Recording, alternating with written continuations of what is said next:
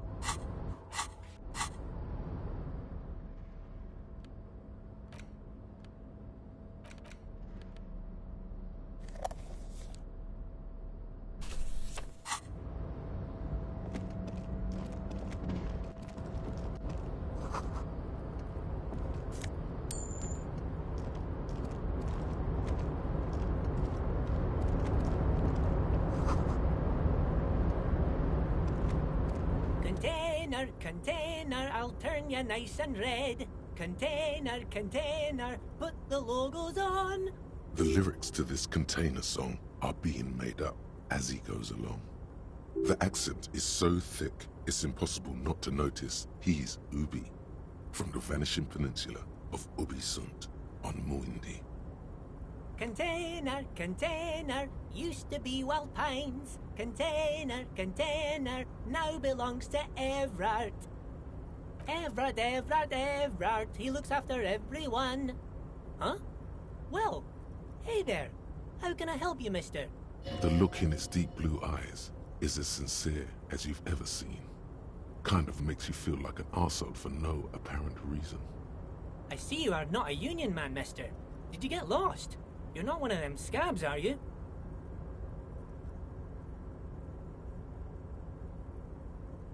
I mean, I don't personally mind. Folks is just folks, you know, and folks gotta eat. Just some of the other guys don't look too kindly on the scabbing kind, if you know what I mean, mister. Oh yes, born and raised in Irish, mister. Mum had to leave my dad after he got a bit violent. Took us here to the new world. I was about 10 then, too old to lose my accent then. People say us Ubis are up to all sorts of trouble with sheep and other animals and whatnot. I just want you to know there was never any of that where I come from. No sir, those I are don't just think you're nasty ever too rumors. old to lose, like, a language accent or to gain another one. It's just time and practice and use. That's what I mean basically by practice, is just talking the language. Thank you for clarifying that, sir. Oh, I'm just making some covers for them containers here. Yes I am, yes I am. So it's easier for the crane operators to spot them. Sure, mister. About what? Oh, most of the guys are down at the gates, keeping the scabs from coming in. We're on a strike. The whole union is. You don't have to work when you're on strike. Ha! We haven't worked for 2 months now. So no one is working? Not everyone is down there, of course. Mr. Evrard is in his office, where he always is. And Jean-Luc is guarding the gate. But Titus and his boys got into some drunken trouble and Evrard sent them on a nice vacation. For a week or so.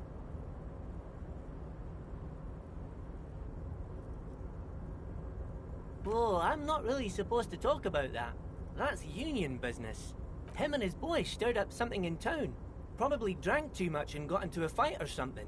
I heard Mr. Everett telling them to take some time off. Don't go all bad cop on this simple, friendly fellow.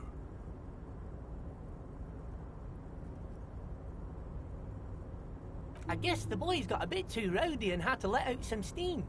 I don't really know the details. That's just how boys are, you know. I haven't been in a fight since I was in middle school. Easy, Leo. Let's keep this on the hearties. Look at him. It's not gonna be anything useful anyway. Don't fight it. Better to go with the flow.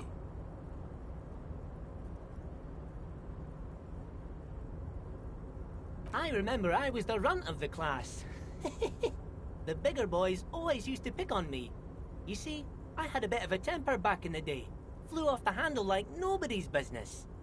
But Mr. Everett and his brother always came to help.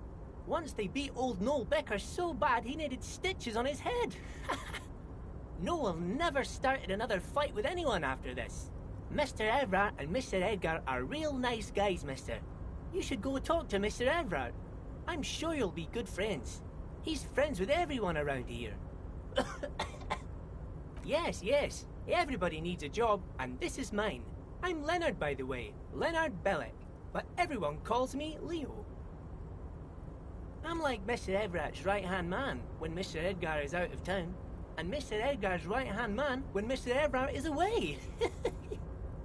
Actually, Miss Beaufort is the right-hand man, but she's a lady. Who is this, Miss Beaufort?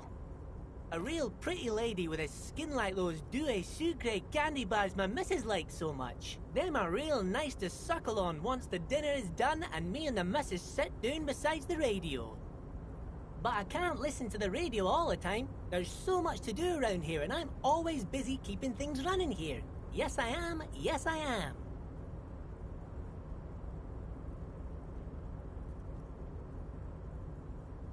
Oh, Lizzie. She is a real sharp tool. Mr. Everett put her through some fancy school and everything, east of the river. 4 years she was gone, and when she came back, she was all fancy and lawyerly. So it went from Miss Beaufort to Lizzie, real quick. He respects that word. That's obvious. But she's a real nice girl. Grew up in this here neighborhood. Knows everybody and gets along with everyone. Real pillar of the community one day, I'm sure. For a fraction of a second, there's sadness in his eyes. If me missus and me was to have a child, I'd be real happy if she turned out like her. But she can't have kids. Dr. Lemaitre said so, and she knows about such things. Been a doctor for almost 50 years, she has. So Everett trained a lawyer named Miss Beaufort. Interesting. Yes, this place really seems to run like clockwork. Keep it up, Leo. Well, thanks a lot. Coming from you, it means a lot, really. Sometimes I feel some of the guys don't really get how much I bust my ass for them here. But you guys are alright. The white rectangle on your clothes might not mean an awful lot in Martinaise, but the recognition from an authority figure made Leo's day.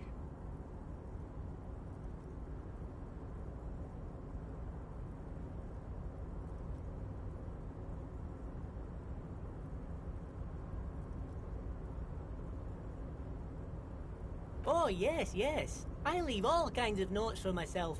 That old head of mine ain't so good at keeping things in no more. I almost forgot about the borscht.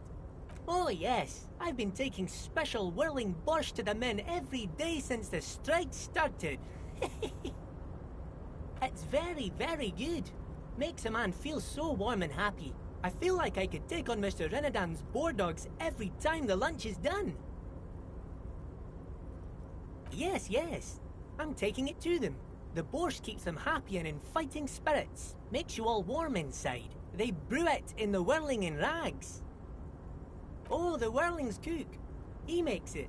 Them is always talking with Mr. Manana in that weird language and laughing together. He doesn't speak what we speak. He's from Grad. Oh, sure, mister. Sure. You do that. Yes, sir.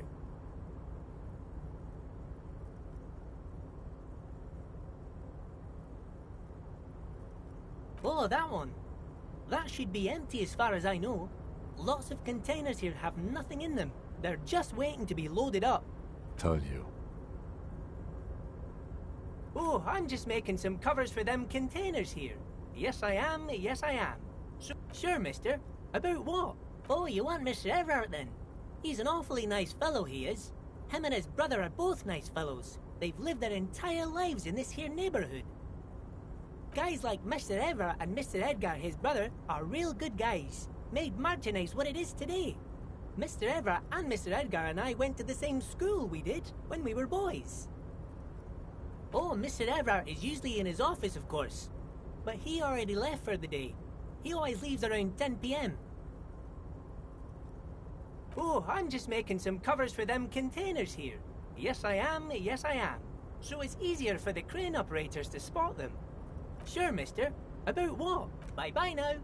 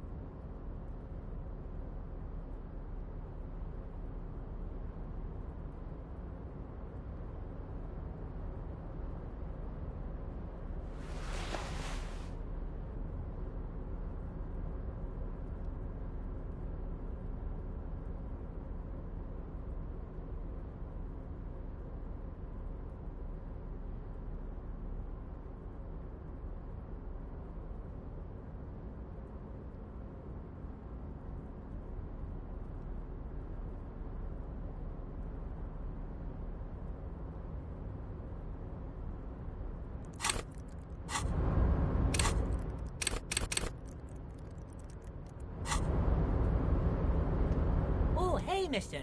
I knew you'd be back to talk with old Leo here. Yes, I did. Yes, I did. It's like Lady Larice said when she opened a bathhouse in the basement of my apartment building. They can only get so far before they're aching to get back. And lots of folk really did keep coming back. No trouble at all, mister. Oh, I'm just making some covers for them containers here. Yes, I am. Yes, I am. So it's easier for the crane operators to spot them.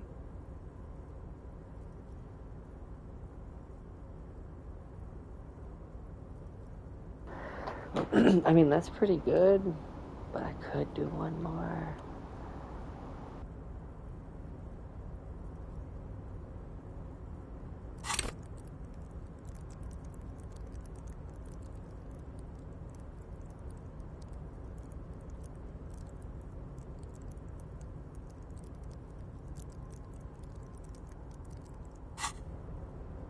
Sure, mister. About...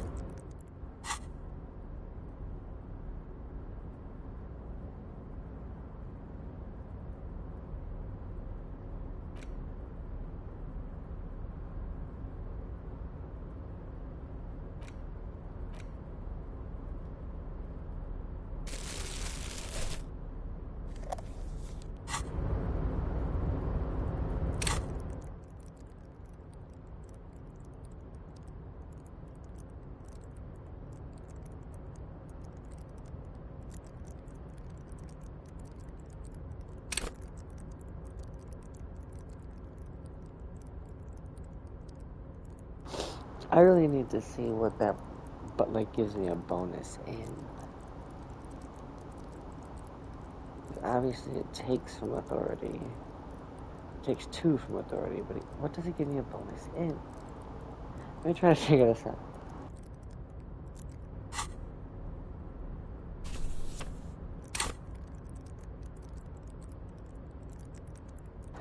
I think rhetoric.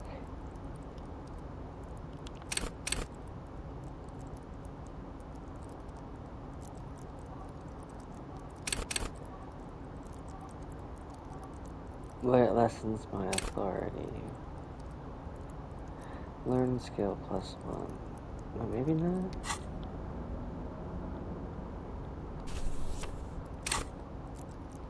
Yeah, no, it doesn't. Okay, what the hell? Which one does it do that?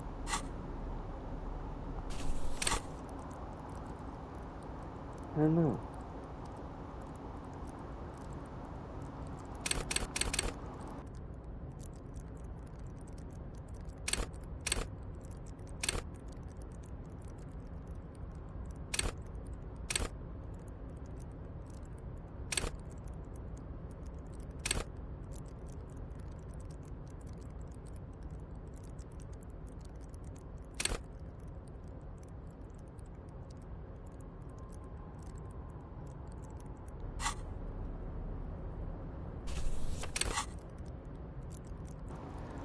It's in an empire. It gives me +1 in an empire and -2 on authority. I'm not going to keep that in my hand.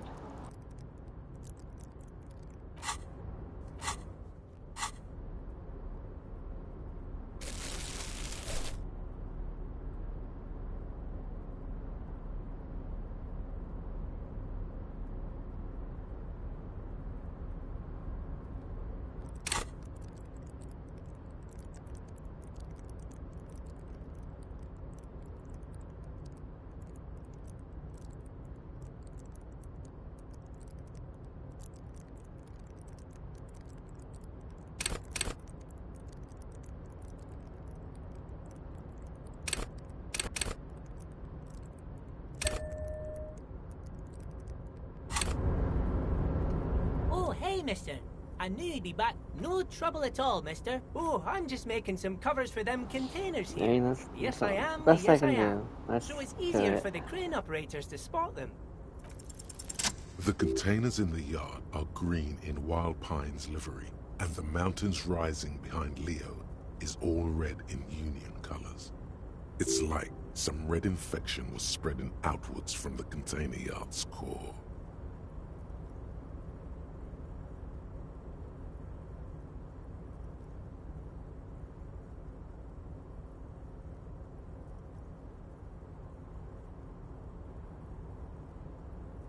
No, not really. Miss Everett doesn't tell me all the big things. Says I go and tell them to everyone. Yes, they are hiding it from the inside. All the red containers have the Debarders Union logo on them. Oh, no trouble at all, mister. No trouble at all.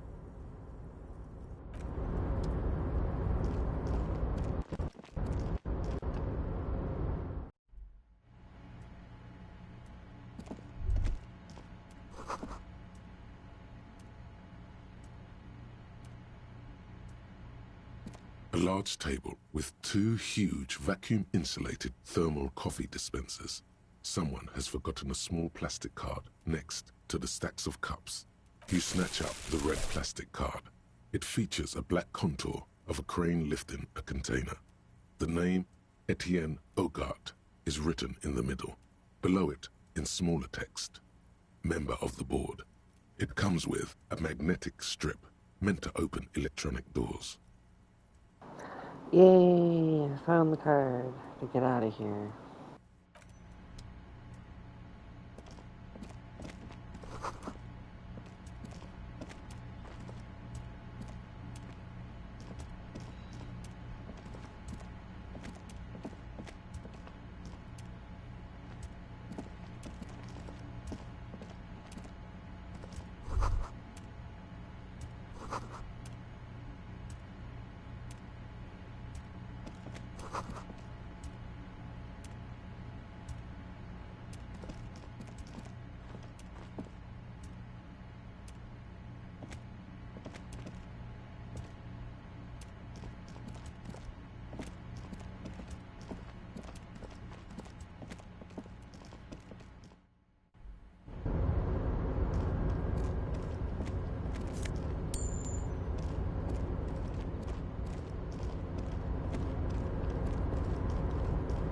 Oh, hey, mister.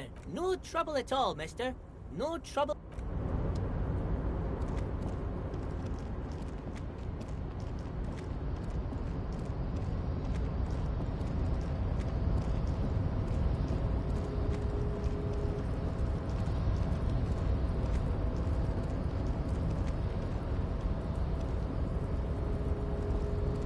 You're back before the cargo container.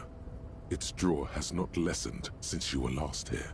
If anything, it seems to have grown slightly. No reply. You attempt to turn the handle. To your left, the lieutenant considers your actions with some puzzlement. You attempt to your left. The lieutenant considers...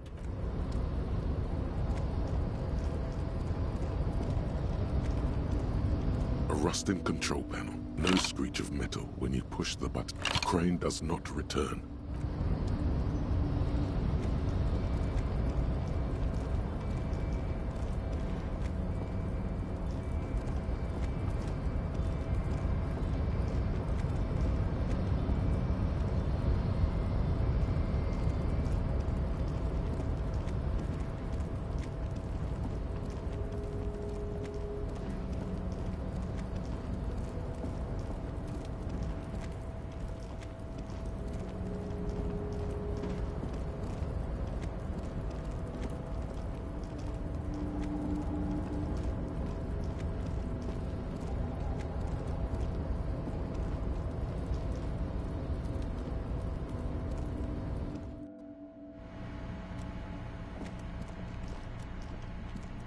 The file cabinet stands steady as ever.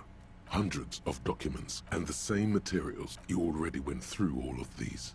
Remember, Leo, all items on the list. The drawer.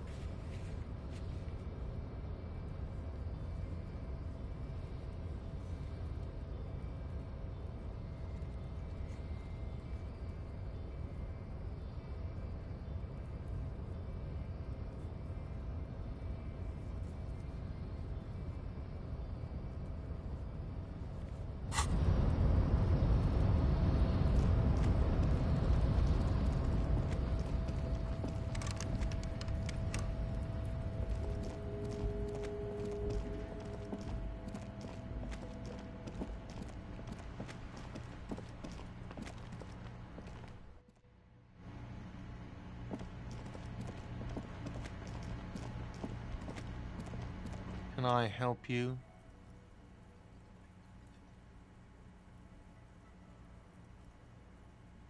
Another thing. Great. I love those. What are you, a cook now? That's none of your business. He wasn't pan-fried, he was lynched. What could the kitchen possibly have to do with... Fine, okay. The kitchen is closed until 1 p.m. because the cook is working. You can snoop around after that, if you must. Yes? Thanks. I hope you found what you were looking for.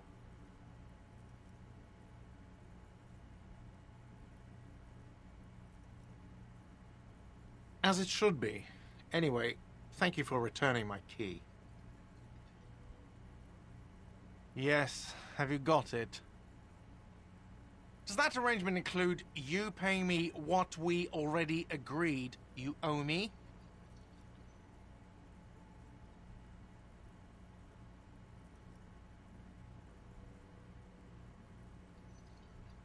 I understand your predicament as the manager. However, I feel I must remind you that we are here to conduct an important investigation that also affects your business. Forgive me for saying this, but your colleague seems more committed to drinking, and... He shrinks back a bit under the lieutenant's severe gaze. I mean no offense. It's really nothing personal. I just have to protect the interests of this establishment. Good luck trying to use it. All the locks have an electronic component. They have to be unlocked down here with a master key before your guest key will open the lock. Not until you bring me the money. Okay. I might have something in my motor carriage we can use when you're done here. I really didn't want to resort to this. The man is thinking. Oh, Lieutenant, we're done here.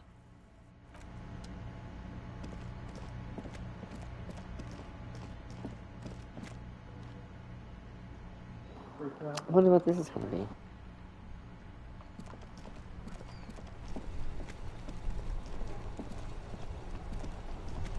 Inside, you see a set of steering levers, a radio... I have something here we could sell. Look in the back, in the suspect transport enclosure. As you tap on the gauge, the indicator pin jerks. No, that's enough. The cage at the back of the motor carriage looks rather uncomfortable. 4 shiny hubcaps are stacked against the seat. Their silver edges sparkle in the dark. I confiscated these 4 a little while back. We can take them to the pawn shop down by the Martinez Canal.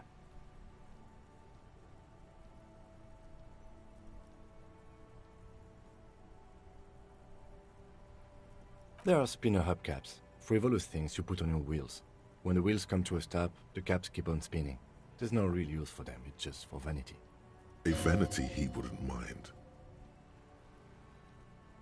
A couple of weeks ago, I stopped a young man for going slower than the speed of traffic. Turns out he was some coalition official's son and high.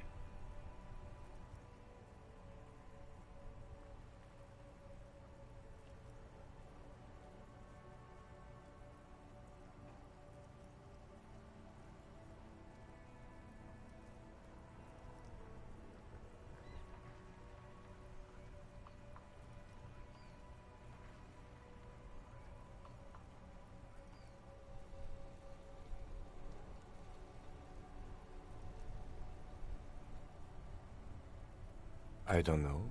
Is it? I was going to take them into evidence, but they weren't necessary for conviction. He never asked for them back.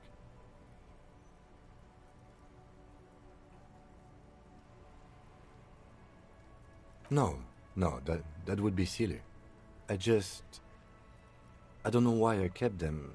It doesn't matter. I couldn't put them on this MC anyway. A cop with spinners. That would be outrageous. He flashes a smile, barely visible in the dark.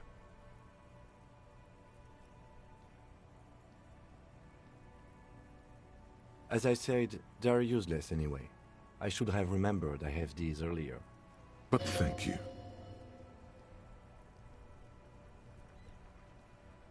Yes, the bird's nest, Roy, near the canal. We've been there. If I'm not mistaken, it should be open late. Items that can be pawned at Bird's Nest Roy's appear in your inventory under the Items tab. You can pawn these items when talking to Roy. The lieutenant nods as you take the spinners.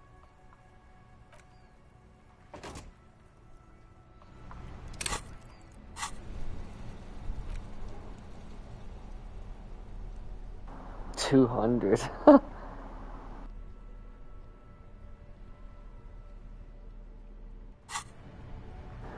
Yo, I wonder... I have to be able to, right? Can I sell these at the pawn shop and then find another way to, like, get into the room so that way I have the money? I'm gonna try. I'm about to try my damnedest. I'm gonna do my damnedest to do that.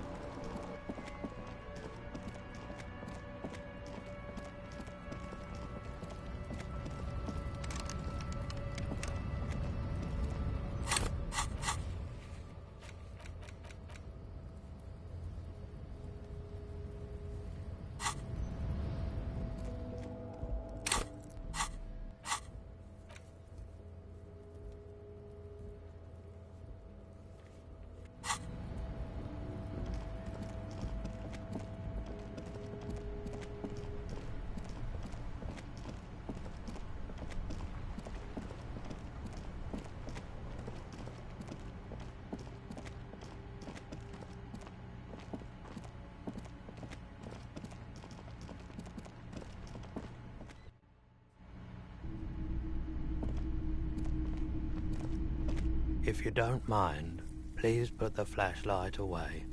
Some of us have photonic sensitivities. That is an incredible detail. I love that. Photonic sensitivity is not generally acknowledged by the medical establishment. I do appreciate it.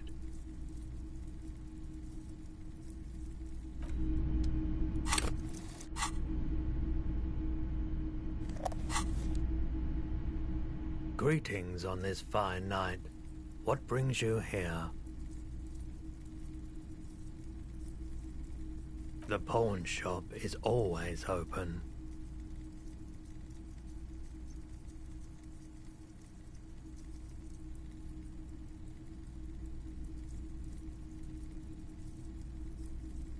Yes, we'd like to sell these hubcaps.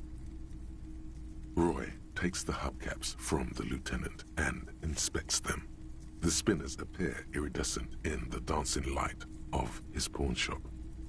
Yes, these are very, very good. Did you defraud some foreign prince for them? Jump-a-mesque banger? No matter. I'll give you 200 real. No one was defrauded or jumped, I assure you. Of course. I meant no offense. 200 real for you, officer. Delightful doing business with you. Do come again. Thank you. Here's the 130 real you need for your bill. Do not waste it. Damn. The developers are smart.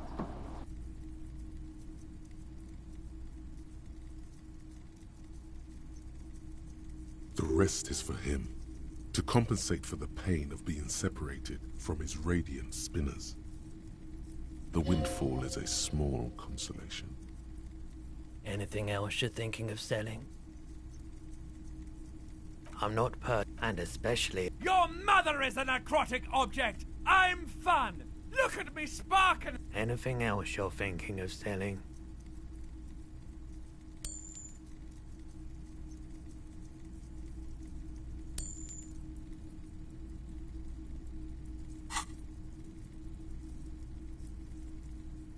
Another time, perhaps. Sure thing. Sure, man.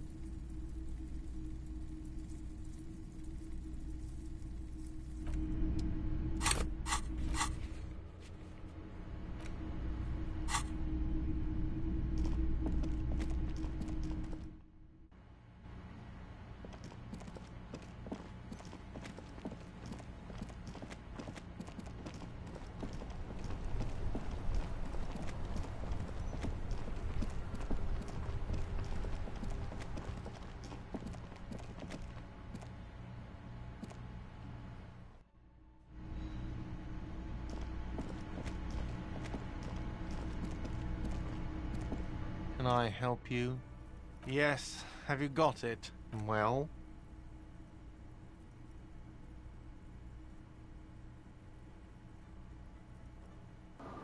I don't like that the thing is like in the way so I can barely see. Alright, well, I guess here's your money.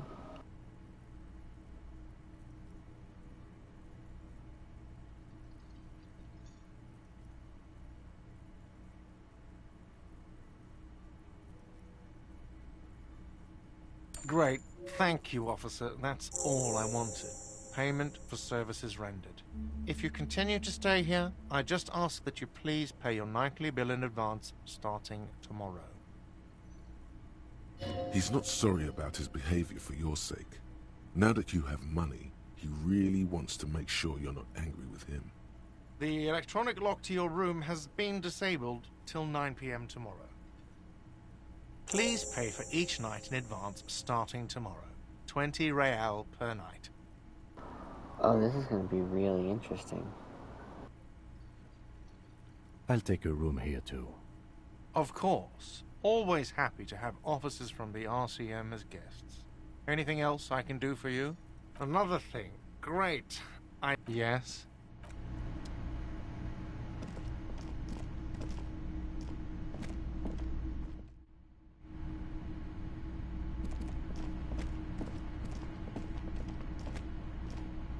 This is the door to the room you redecorated. Just a moment. We should talk about our progress on the investigation.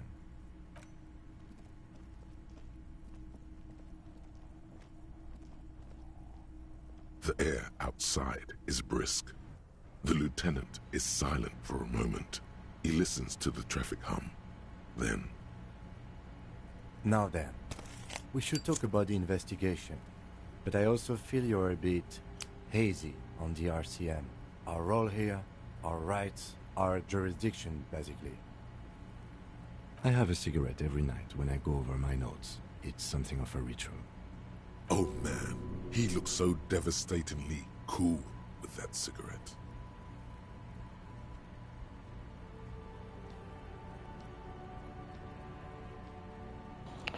I don't know. I'm not gonna smoke with him.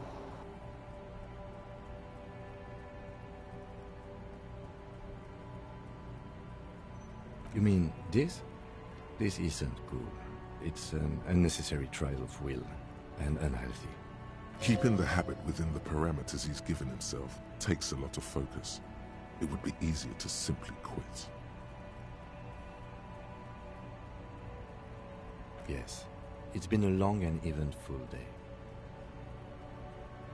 Well, we didn't even look at the body. And there's still much to do at the crime scene too.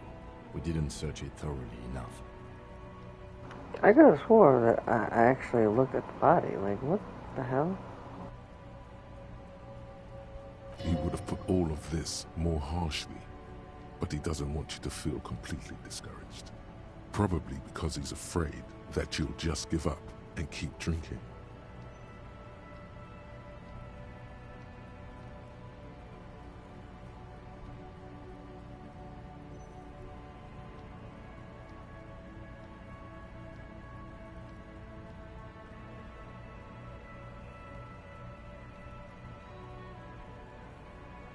I look forward to that. As for the interviews, we didn't get to meet Eva Claire, but we did get into the harbor. It'll be easier to reach him tomorrow. We tried to interview the Wild Pines rep, but she asked us to do something for her first. Fine, so be it. I have a feeling Joyce knows how dangerous the situation really is. We have to get her to talk to us. If Kim is emphasizing something this much, it really must be important. Above all, though, today was exhausting. What's with all the running? You run a lot. Is that a standard Precinct 41 practice?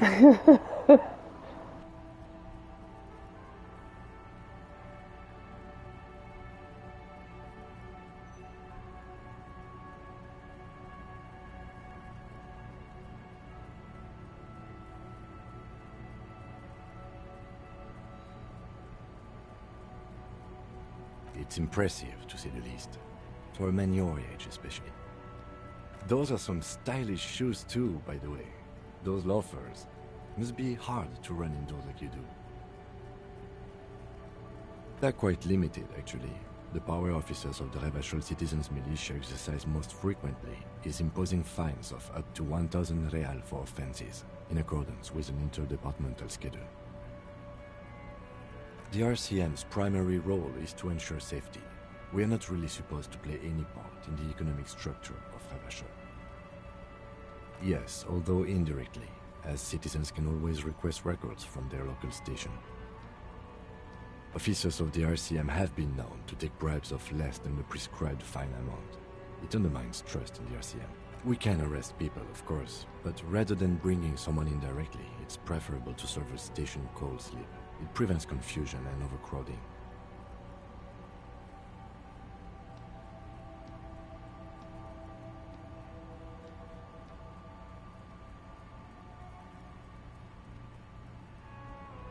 You can't.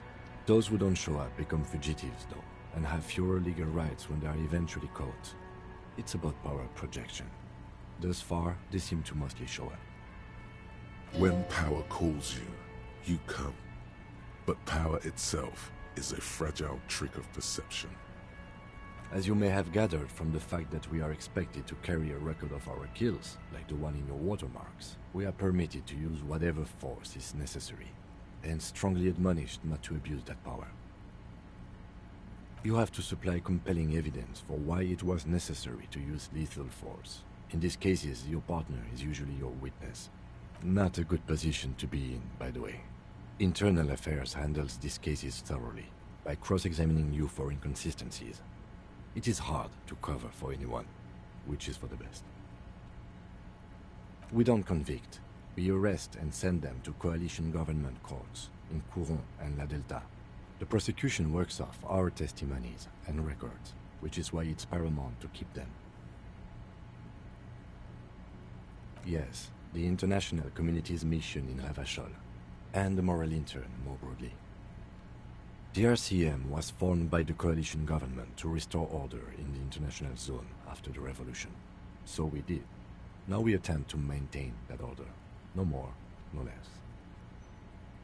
Or perhaps it is better to say we were allowed to form. It's a point of contention whether the citizens of Revachol or the coalition government founded the RCM.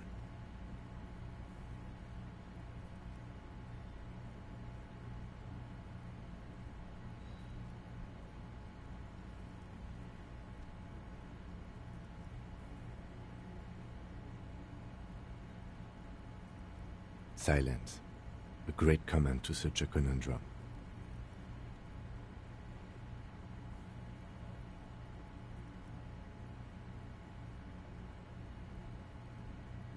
The Moralist International are the world's largest political organization. You know who they are. They have been running this place after the revolution failed.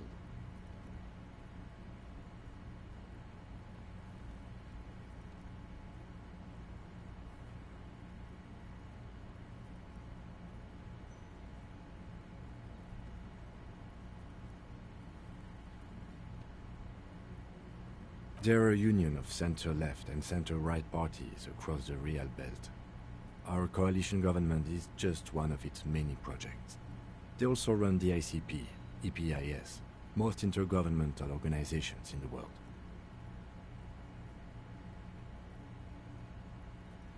What do they believe in? They are Dolorians. They believe they continue the humanist project set forth by Her Innocence Dolores Day 4 centuries ago. Others say they are just technocrats. Can they travel at 88 miles per hour and travel through time? Those others say they continue the humanist project set forth by Dolores Day. Interesting question. It's a blue forget-me-not. Their motto is love, compassion, self-discipline. I think you can gauge what they want you to think of them from that. Something kind and usual. Something almost self-explanatory. Something ominous. A historic figure? The author of the modern age? You will have to look elsewhere for opinions. The subject of humanism is too abstract for me. The moral intern are a fact. I try not to have opinions on facts until they change. And it doesn't look like that's about to happen. It is more than that. There's some kind of affection in him.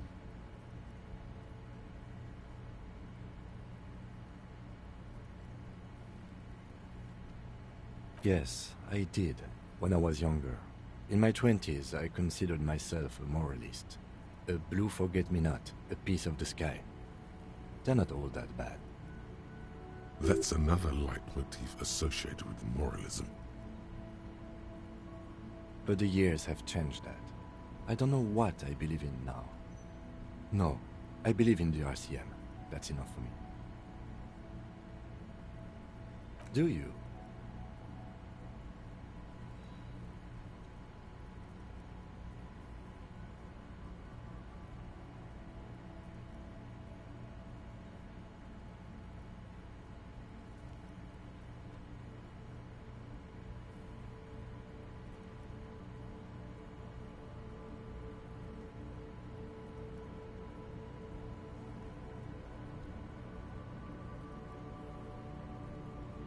Oh my god.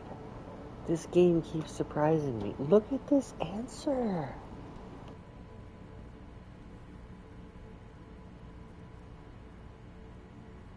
Yeah. Like, that's a mega answer.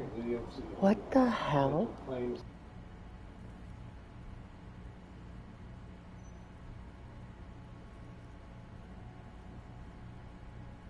No.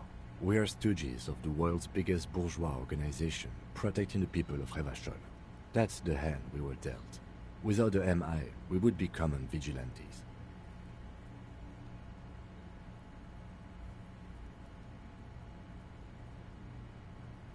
Spoken like a revolutionary, not a cop.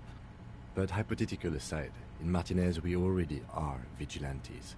At least the Union thinks so. I expect our job here to prove quite challenging. The dying lights of the city shimmer below. Slowly, like luminous clouds, they pass on his lenses. The lieutenant looks at his slim cigarette, contemplating the next drag. This soldier is the highlight of the day for me, he thinks. This little stick right here. They really don't like us here. And the mouth on that kid, Kuno. It's different inland, in Jamrock and the GRIH. It's our fault for leaving this place to the dogs, to the Union, to the company, not daring to come here more often. This place has fallen between the cracks, the jurisdictions of our two precincts. We run this city. West of the river is RCM land. It's incredibly hard. Human beings are... But we are in control, and it's worth it. The organization works, our systems work. If they didn't, the city would disintegrate.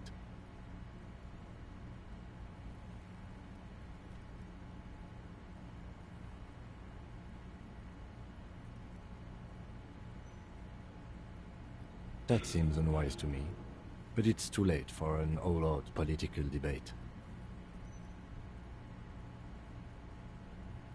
Yeah, it's getting very cold now. Let's go.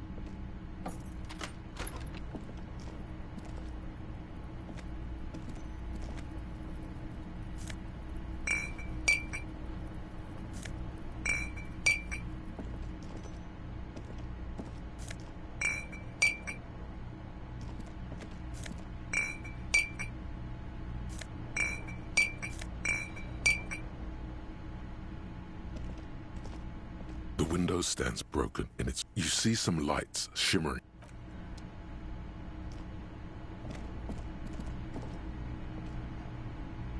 A mirror hangs on the bathroom wall. In it, your face, adorned with the expression.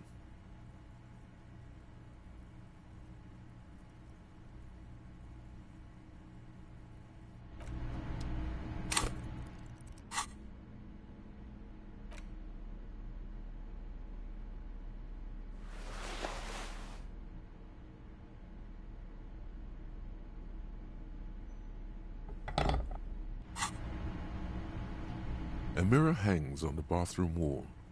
In it, your face, adorned with the expression.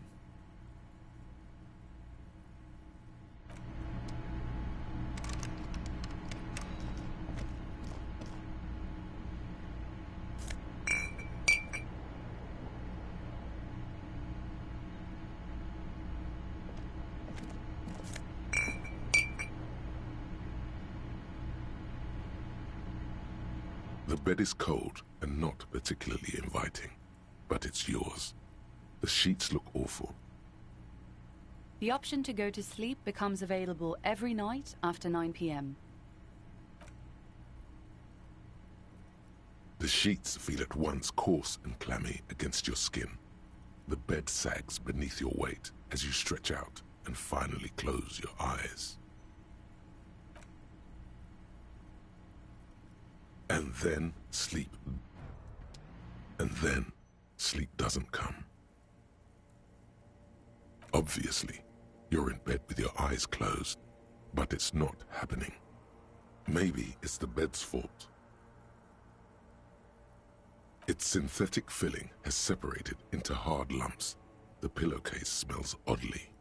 It barely covers your toes, stretching over your soft belly. This is your body here, intimate and warm, breathing. Under your thrumming eyelids, you see a dizzying array of colors.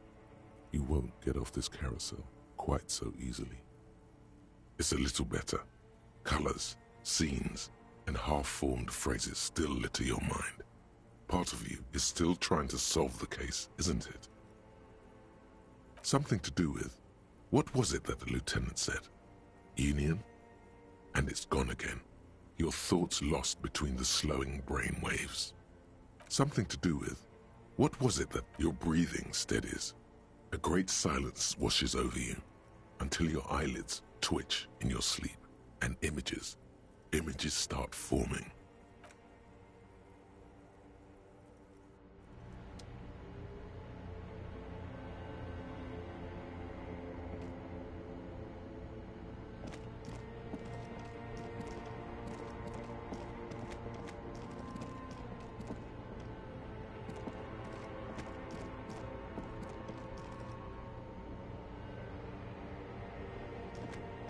Do you remember the scent of your childhood?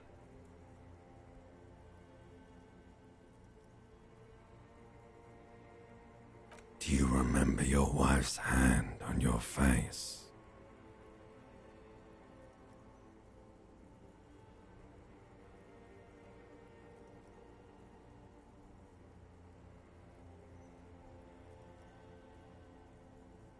Oh no, Funky baby, you stayed. It was the rest of it that left.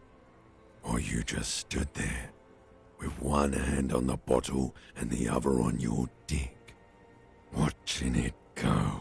Tell me, where are your friends? Human beings have friends, Harry boy.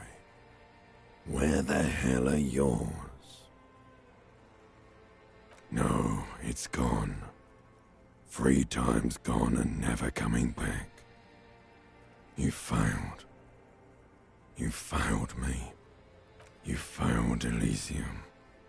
Everything. The Pale and the Islas. On the surface.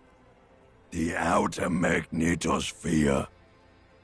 Burning, furious truth.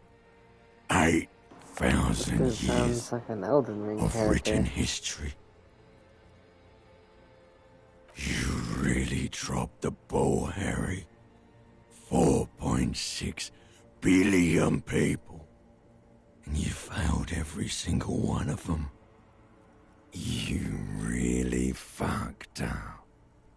No, you haven't. You're just sleep talking. And the act is wearing thin, too.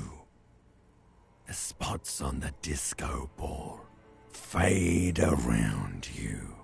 You'll be back in those cold snakeskins in no time, sweating up the bed. Stinky boy.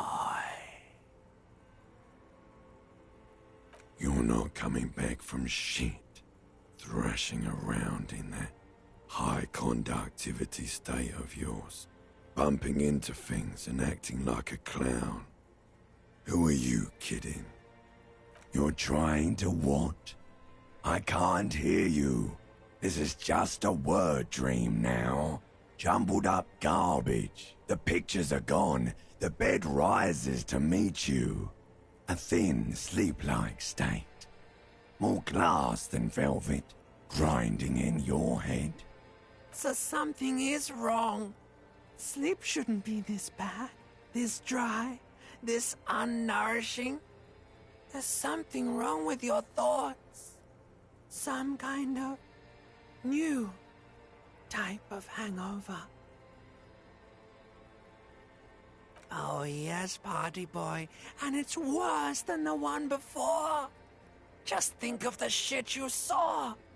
Here it comes too, so soon already. A silent alarm goes off in your head like clockwork, barely let you sleep at all. Time to get those clothes on, Harry. Time to go to work in the shit factory.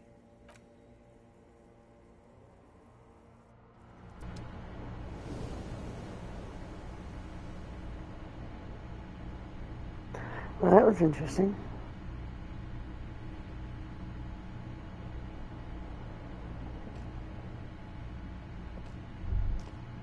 Good going, buddy.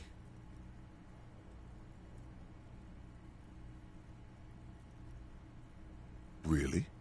Because you feel even worse this morning than you did last night. You mean, why are you so tired? Too tired and down to even think? It is worrying, isn't it? You can't be a detective like this. Detectives need to be able to think. That's not really true. Your heart has finally pumped all the speed out of your system, Buster. Time to get some more. Don't do that. Stay strong. The hangover will wear off. You don't need to keep doing this to yourself.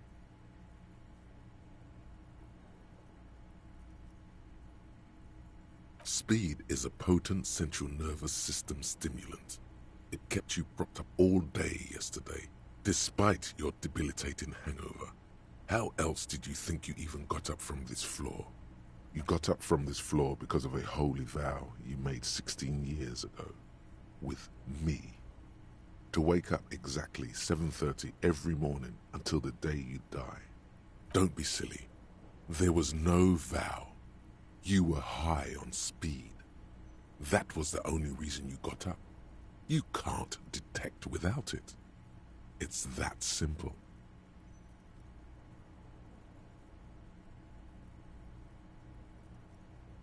Are you sure? Ready to live as this pathetic shell of yourself for days? Basically, a week. Let's be honest, 2 weeks. Maybe 3. You won't make it. Half the town will be dead by then. You will be fired. Suit yourself, slow, sad shell man. See how you do without your spark.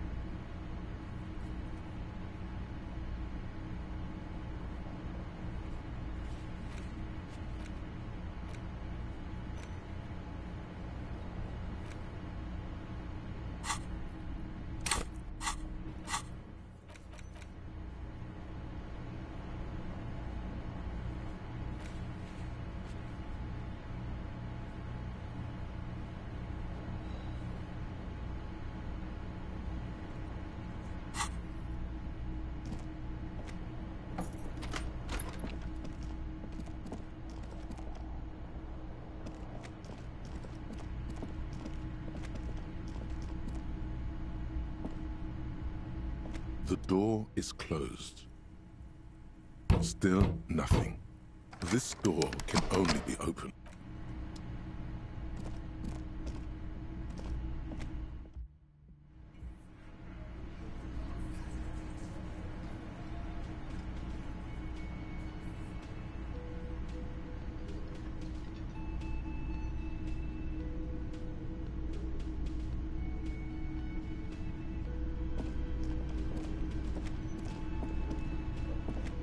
Morning.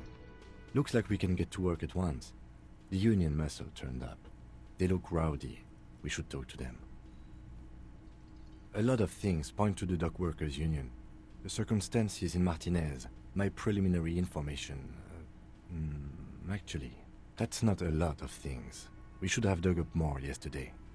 Still, we need to talk to them, and it won't be easy. I mean ungovernable.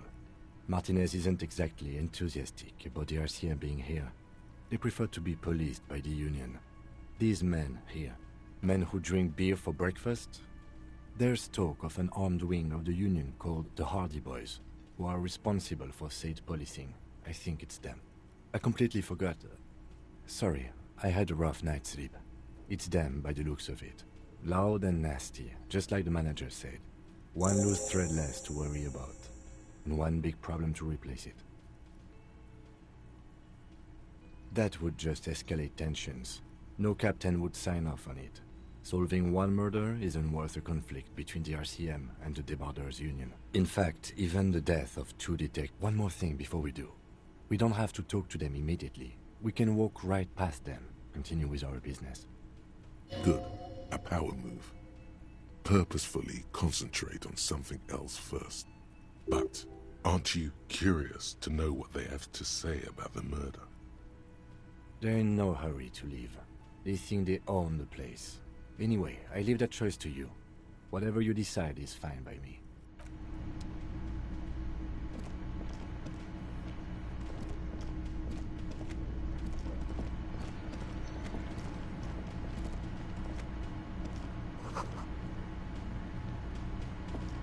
The man ponders his cooking utensils and gives you a little nod, acknowledging your presence. He looks up at you, then looks away quickly, shrugging and muttering something to himself. Shrugging is an international sign for, no, I don't know what's behind that door.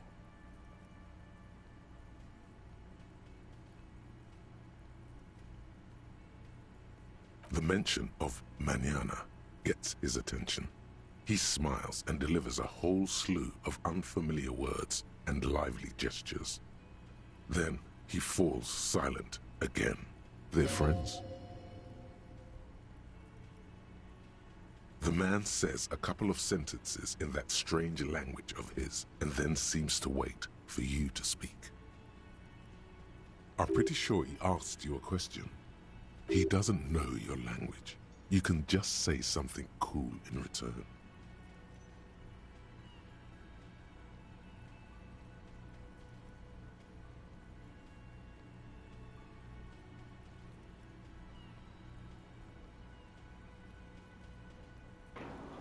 Because it's cool. Boss need more vodka? Okay, so it's vodka that keeps the men happy and in good spirits. Clever move by the Union. Vodka borscht! I love it, Bratan! Turn it the fuck up and then ask for some yourself. Turning it up seems like a dangerous idea, honestly. The place is a powder keg.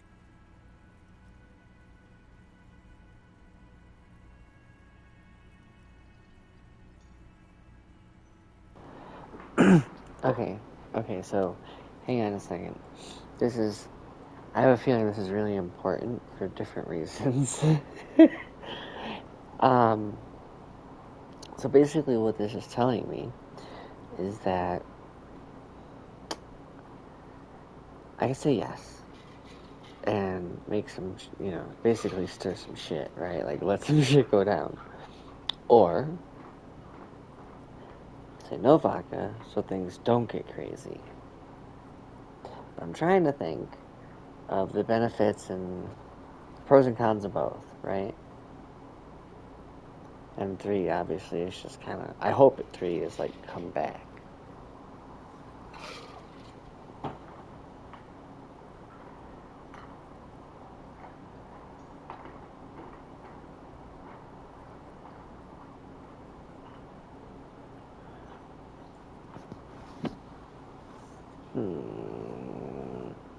I won't for now. The cook gives you a long, disappointed look, then turns the stove off and seems to wait for you to speak.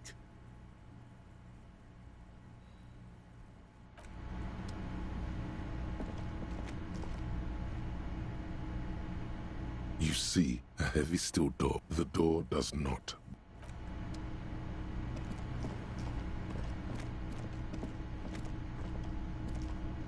Just a moment, officer.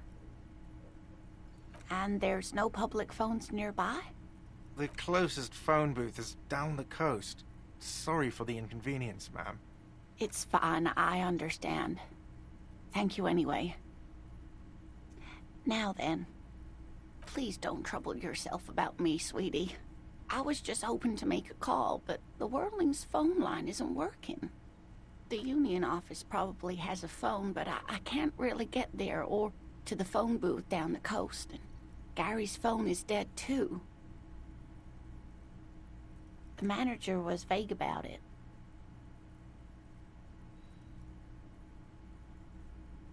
Excuse me for a second.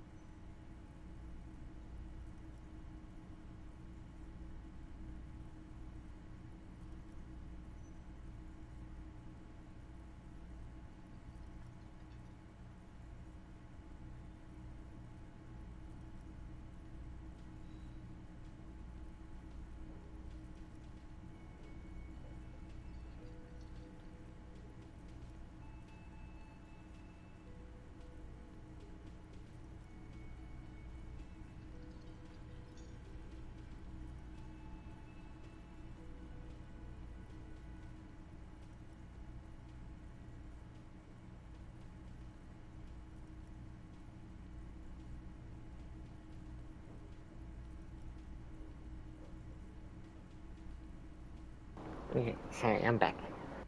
Why would he be vague? This is something to look into later. Ask God, maybe. Lieutenant Kitsuragi, may I ask what you needed to use the phone for, madame? To let the young woman who's house-sitting for us know that we may be delayed. Morel, my husband, and our friend Gary were supposed to get back by Monday night, but they're still missing, and I haven't heard from them. I was also hoping she'd heard from Morel. Oh, forgive me for not introducing myself. My name is Lena. My husband and I are staying with our friend Gary just down the street, but I come here for tea when they're away. A little missing persons puzzle might just be the thing to take your mind off the hangover. That's just it. This isn't like him at all. He always plans his expeditions so carefully. But you have more important things to worry about. Just some field work, sweetie. Morel is a highly trained scientist. He and his assistant Gary are studying an extremely rare species of insect. But they should have returned by now. They were just going down the coast across the waterlock to set a few traps. He said they'd be back on Monday. The waterlock, that was broken. Could this be it?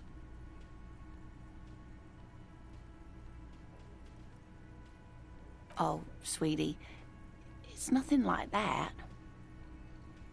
Gary's as loyal as they come. I'd trust him with my husband's life any day. Oh my, what happened to the waterlock? Well, whatever the cause, I'm thankful. To both of you. You've spared me another sleepless night. You're welcome, ma'am. I hate to ask, but if your investigation takes you to the other side of the coast, please do keep an eye out for my husband. This will surely lead to a cryptozoological mystery with that extremely rare insect. Yes, some left-field scientific research is exactly what you need right now. Funk up that vanilla murder investigation. And if you see him, let him know Lena is waiting for him here at the Whirling. He gets so tangled up in his work that he may not know the waterlock's been repaired, and it's cold out there.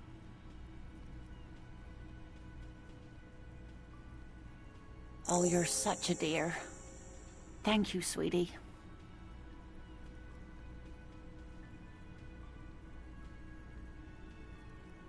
Oh, yes. A zoologist. A cryptozoologist, to be more precise. It's a pseudoscience that attempts to legitimize research into mythological beasts and urban legends.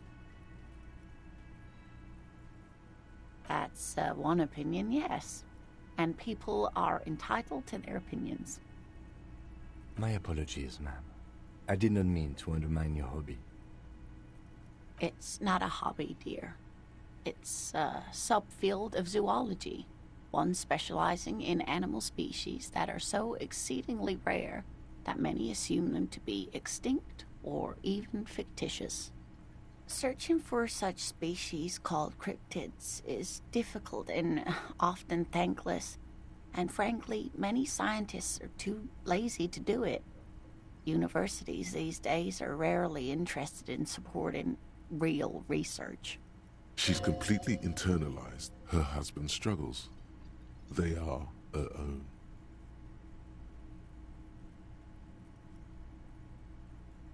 Oh dear, I'm not sure where to begin.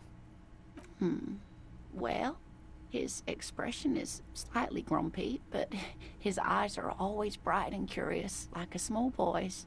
And his palms are quite coarse from all the field work, but he's quite gentle. You can't go around Revachol feeling grown men's hands.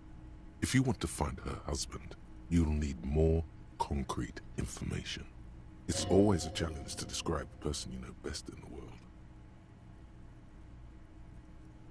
Oh, well, he's a bit shorter than you, but with a larger frame. And he has longish white hair, usually a bit uncombed. You might say wild, even. The lieutenant pulls out his notebook and begins jotting down the woman's description. One other thing, he'll likely have all kinds of field gear on him, even if he's not out in the reeds, you know, just in case. We'll be celebrating our 16th anniversary this autumn. Not the most numerically satisfying anniversary, but I like the less obvious milestones even more somehow. Via dating agency, I'm ashamed to say. I was looking to get back into the scene after recovering from my accident, and he'd just divorced. We hit it off, and, well, here we are.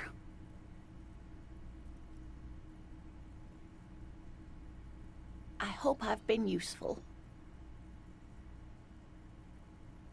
Oh, sweetie, it's fascinating, but I shouldn't bore you with entomological minutiae.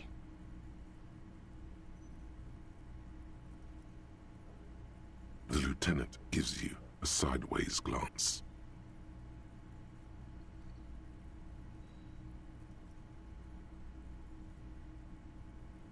Well, it's a phasmid, technically, but... Ah yes, Phasmatodea, a diverse group of insects whose bodies resemble twigs, leaves, that sort of thing.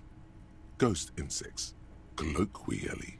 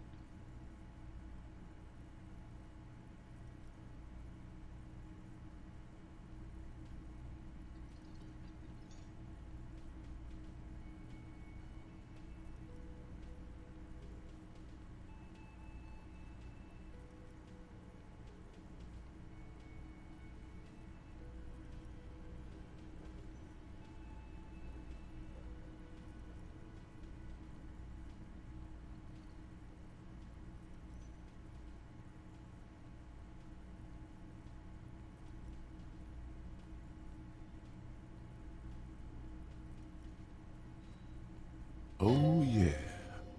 Here comes the interesting. Where other phasmids imitate sticks or leaves, this one's a living reed. It disguises itself among the reeds here on the Insulindian coast. Hence its name, the Insulindian phasmid. Perhaps you'll end up co-discovering the phasmid with us, officers. I knew it. We're gonna be chasing made-up insects with cryptozoologists. It's not made up, officer. I can assure you.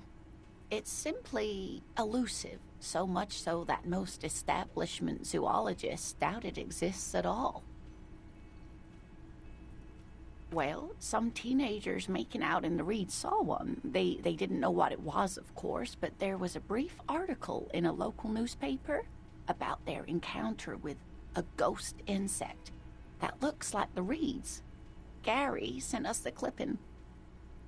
Of course, most phasmid sightings turn out to be false alarms, but their description matched the Insulindian phasmid perfectly, and they didn't even know what they were looking at. Not at all. Why else would it hide itself so carefully? Oh, I doubt it. No one gets into cryptozoology for the money, sweetie. Yes, it can blend in almost perfectly among the reeds. It's how it stayed hidden all these years, centuries even. Oh dear, I'm afraid I'm not explaining this very well. It is very special. Morel can explain it all much better. I wish you could hear him describe it. Then you'd understand, I'm sure.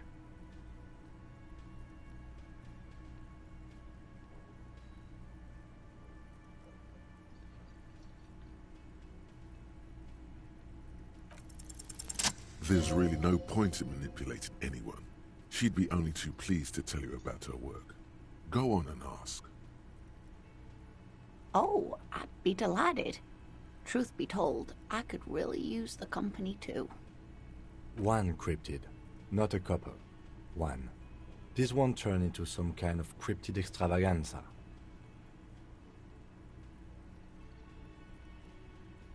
He nods and assumes a waiting posture. Ooh, tough choice there.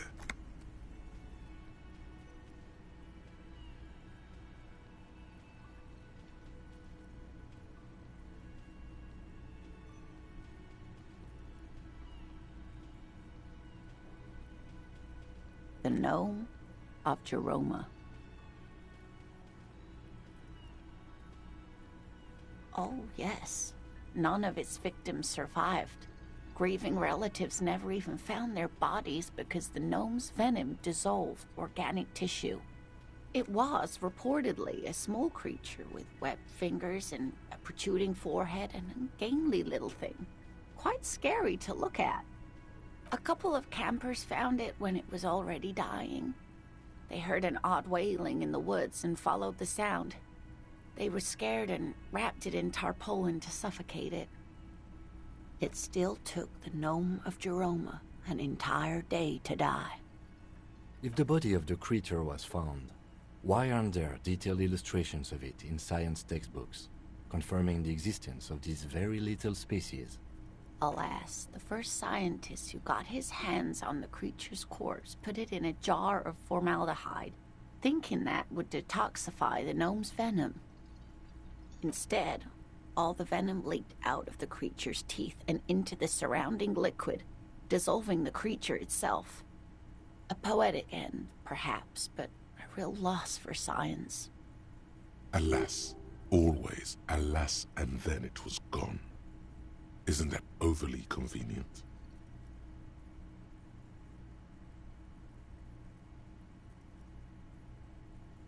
I understand your skepticism, but that's what happens with things that are rare and stand out. Their disappearance is most memorable, and they are least likely to be found again. Hey, you promised you'd only ask about one cryptid.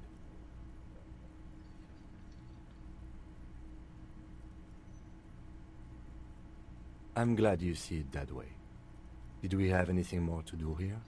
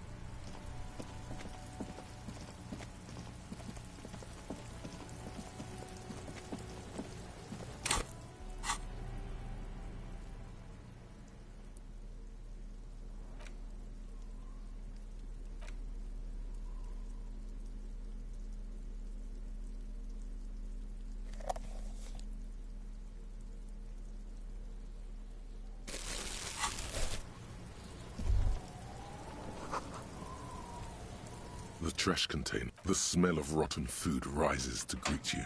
You see soggy cartons, dirty rags, and organic waste. The container sounds a muffled gong.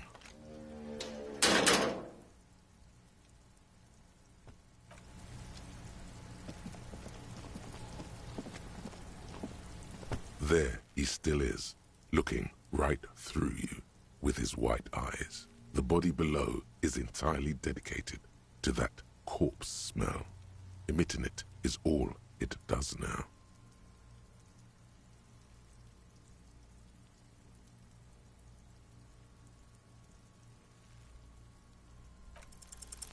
The smell is repulsive.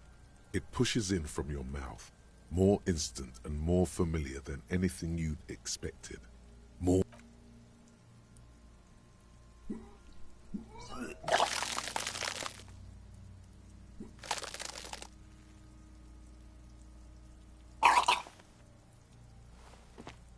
Too late. It's impossible to keep in.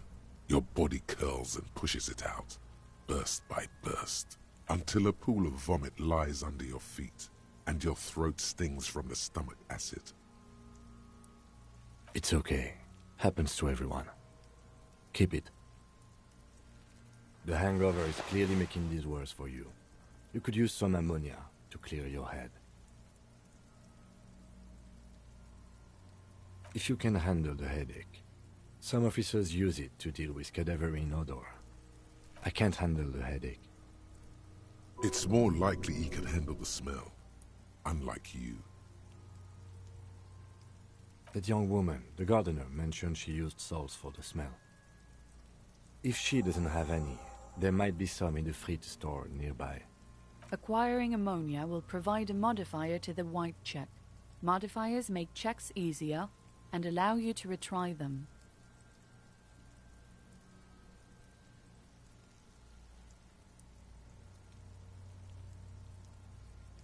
Active decay. It's okay to throw up, officer. No one is judging. He's about to blow! Cop's gonna blow!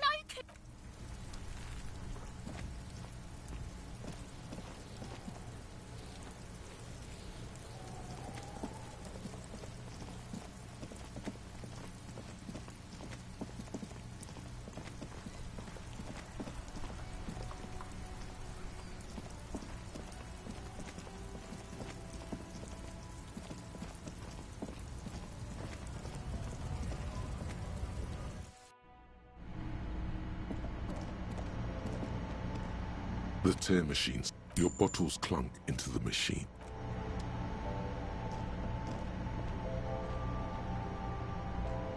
You see several packaged raincoats fill a low shelf beneath a display. Welcome to... What's that magazine she's reading?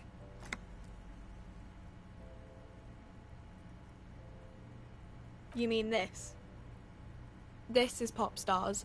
It's got, like, famous people in it. It's not for sale.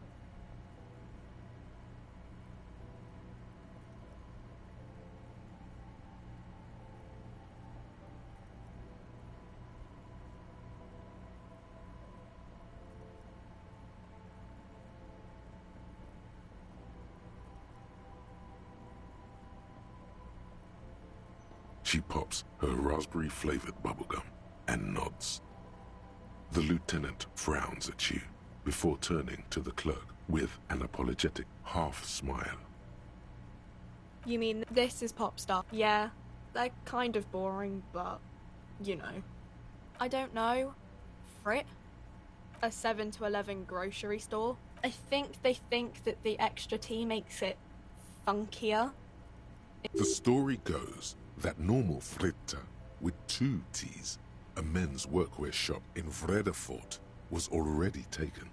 So when Fritta Retail Inc. grew into a multinational corporation, they had to add an extra letter to avoid trademark infringement. Okay. I'm not really supposed to be chatting to anyone, but... a warehouse? I don't know. Maybe. I don't really care what Frit does. She looks up from under her brow. Fine. Frit doesn't have a warehouse. Just a little back room here. Okay? She looks up from her magazine, eyes filled with tired ennui. Yes. What we have is there, in the medicine cabinet. Go take a look yourself.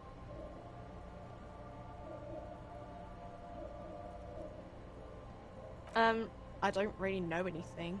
I mean, I know it's there, but I haven't seen it, so... Not really. No. I didn't know him at all. I don't know, really. No need to worry. It's just standard procedure for us to ask around. If you hear anything, let us know, okay? Okay. Uh-huh.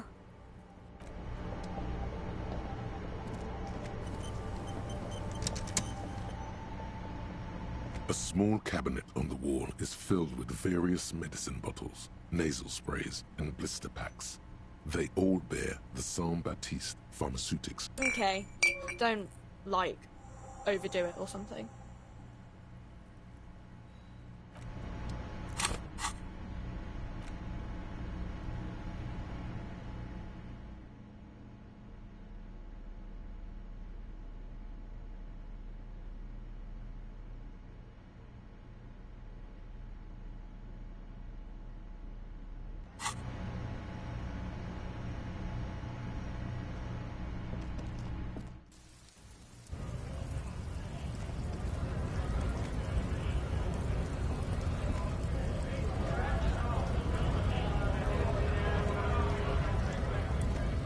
Right to work!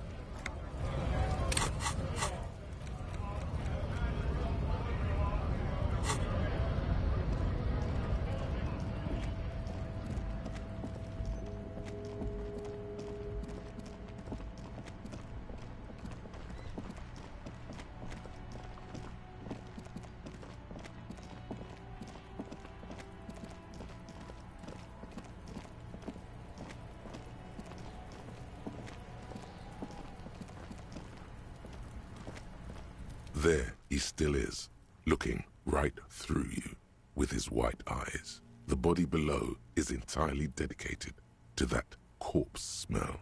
Emitting it is all it does now.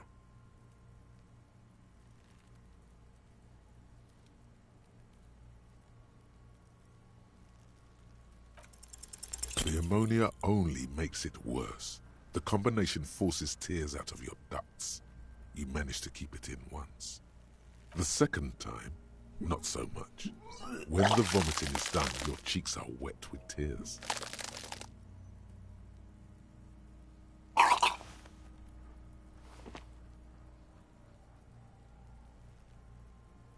Are you okay, officer? The weight is reassuring, like a crenel on solid fortification. Pat, pat, pat. You're facing tough odds here. It's aggravated further by alcohol withdrawal. I've seen captains puke their guts out. It never gets easier. You never get used to the smell. Every Monday is cadaver day. Throw up, investigate. Throw up, initial autopsy. Throw up, baguette. Then drive to the station. Maybe throw up on the way there, if you didn't bag the thing tight enough. I think I've lost my sense of smell. A white lie. Not being hungover helps too. No. This is a two-man assignment, because it needs 2 officers to complete. You need to get your shit together.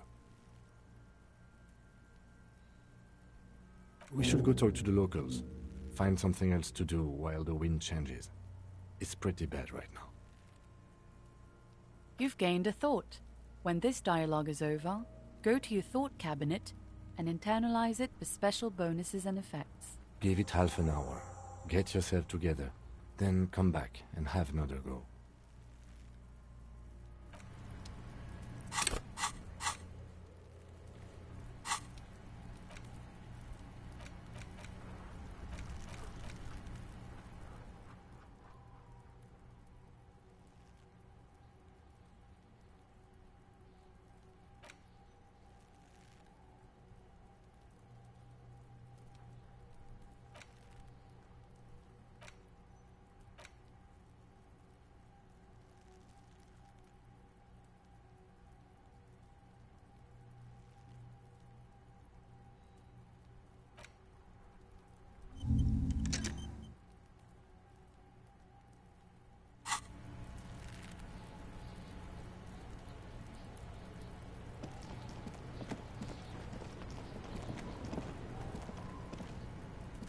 Kuno care?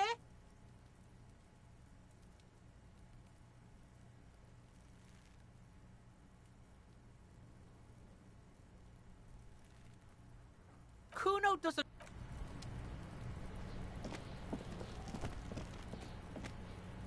I'll die before I squeal, pig.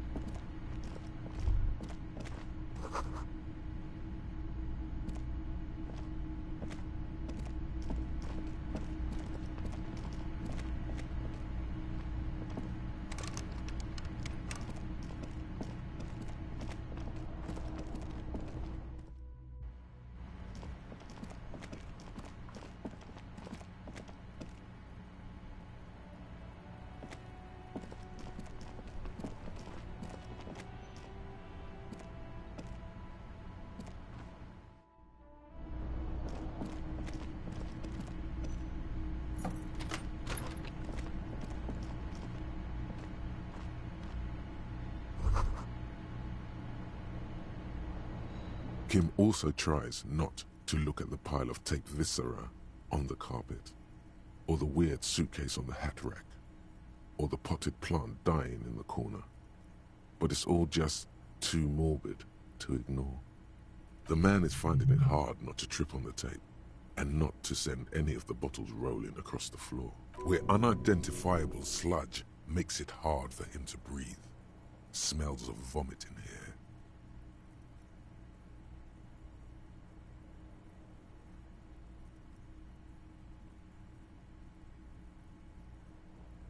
No problem, officer.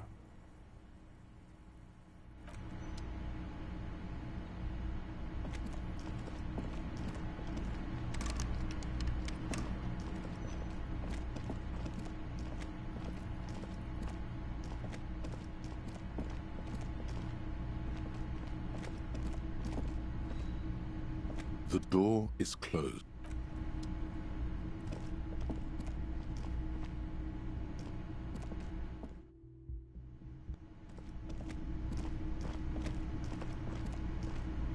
Can I help you?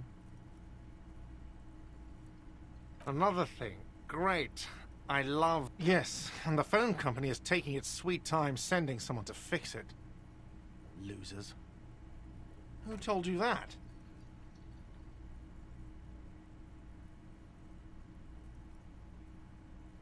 Fine, yeah. It looked like someone had messed with the wiring. It was shortly after the hanging, but I don't know if it's at all related. Plenty of arseholes around here who aren't murderers. If you do find out who cut the line, though, let me know, so I can perform. Yes?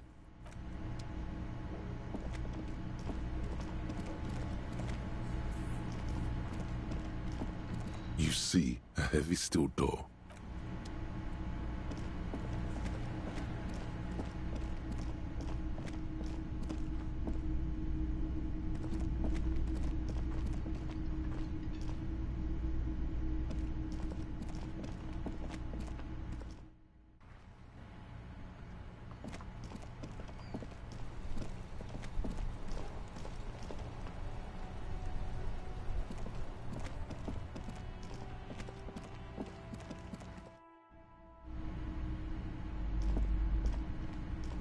You've hurt yourself now. I told you not to mess around back there. What are you even trying to accomplish, you fool?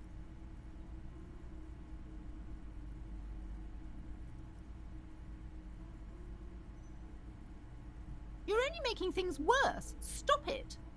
Be compelled to look at the books. Go to them.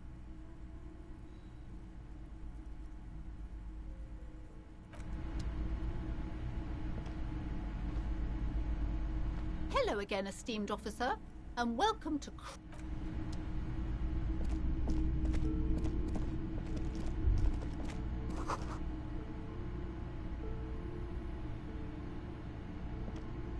A heavy door with a missing handle stands before you, covered in dozens, if not hundreds, of Seminese trinkets and charms. Only echo. Only echo.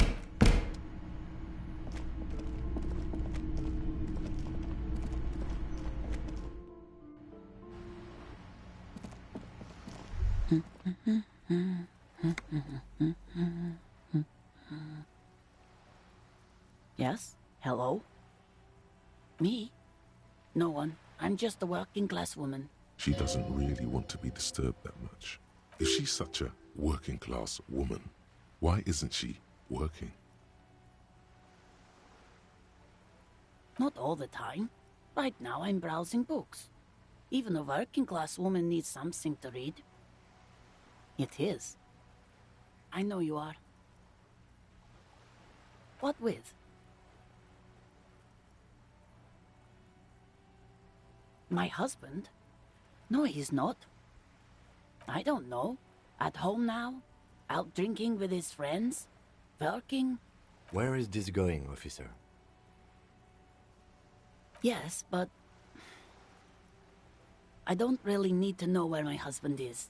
Not all the time. No.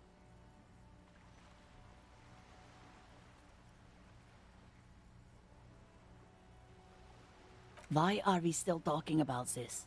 I haven't lost my husband. She has, though. The husband is totally lost. You should tell her that it's okay. What?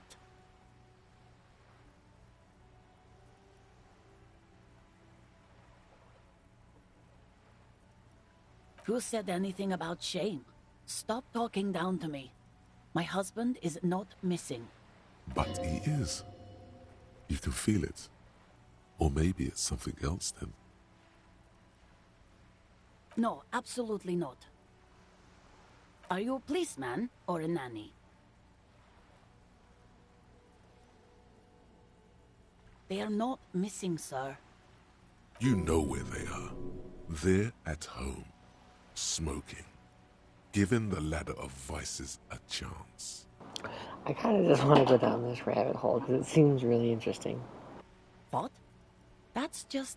My daughters are perfectly fine. They're with their friends down in Shamrock. There's nothing to worry about. They're almost grown up now anyway. They're past the age they need me protecting them from everything now. My youngest girl, Jolie, is just shy of 16. Jenny, she is turning 18 next month.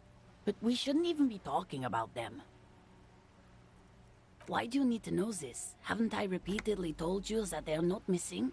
That they're in Shamrock, safe and well, at some stupid party? There is no investigation here. I can tell you that. Okay, it must be asked then. What are you doing here? Why are you pursuing this? Is it a hunch?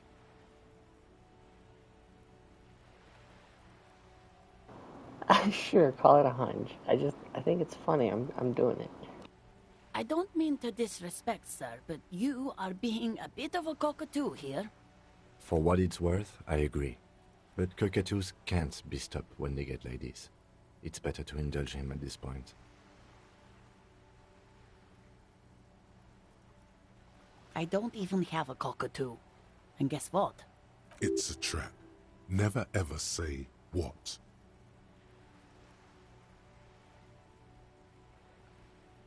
Great. Nothing. Go read up on them if you're so interested. There's a great book in the bookstore. Maybe you should. What if the cockatoo is your astral captain? Or your heraldic bird? Wonderful. The store is open. Her hands move over the book covers. The tips of her fingers look rough, stained with yellow.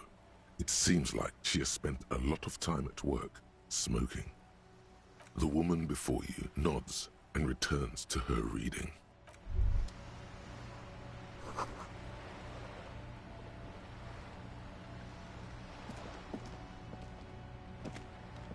Hello again, sir. That's Auntie Billy. She's nice if a bit distressed. No, no, sir. She's a working woman who comes to look at the books a lot. I think she is a bad husband. Not very nice or helpful.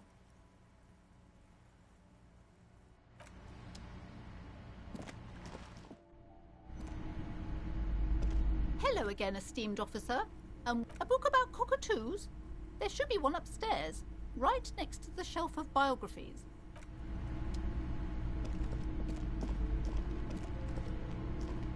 Shelves filled to the brim with crime novels featuring the supposedly stalwart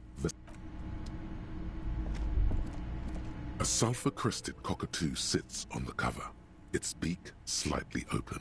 Turns out that there are so many different cockatoo species, and they all have behavioral problems. It's a must-have if you own a cockatoo. I've heard they're quite capricious.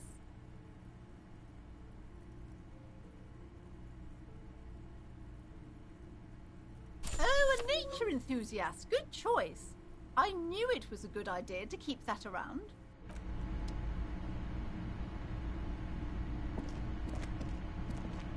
This bookstore is not strictly about crime, romance, and biographies of famous people. There's also a wide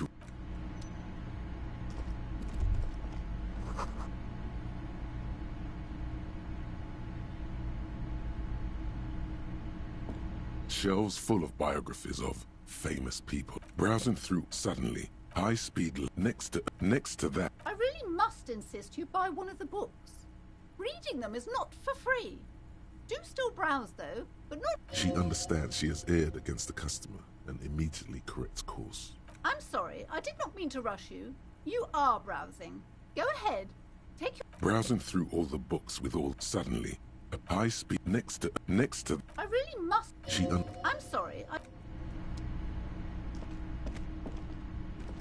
Shelves filled to the brim with crime novels, feature crime fiction. These books, what's not as... You see, Dick Mullen on the job. A killing owner. Turns out he faked it to...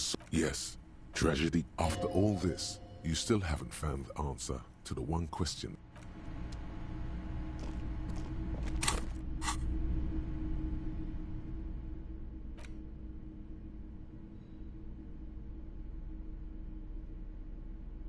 The front of this quarterly journal features a large satirical portrait of the late King Friesel.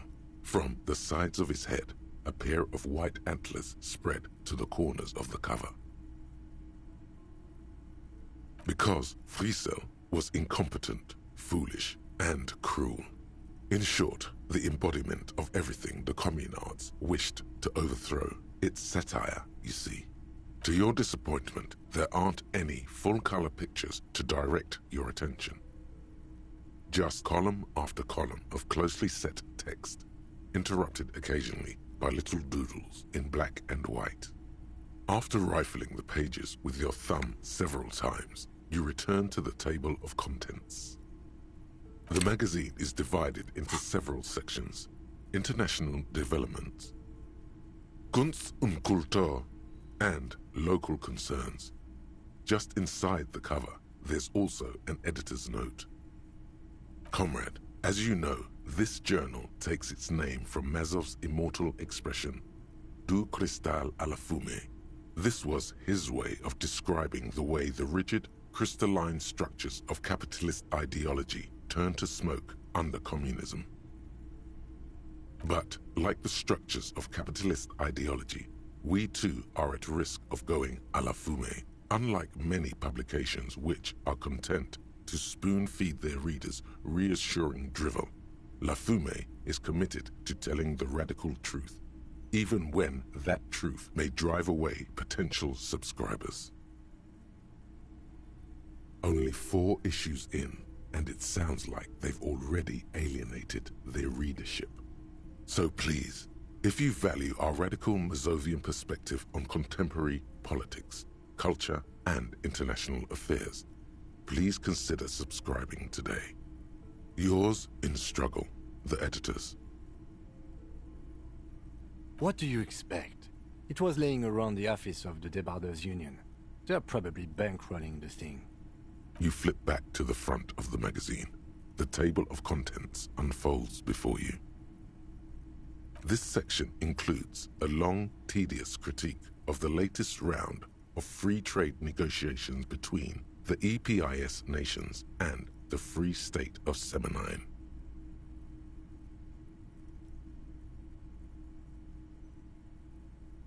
You also skip over an article about heavy fuel oil smuggling along the Messina border, something about bear wrestling in Samara, book riots in Yugograd.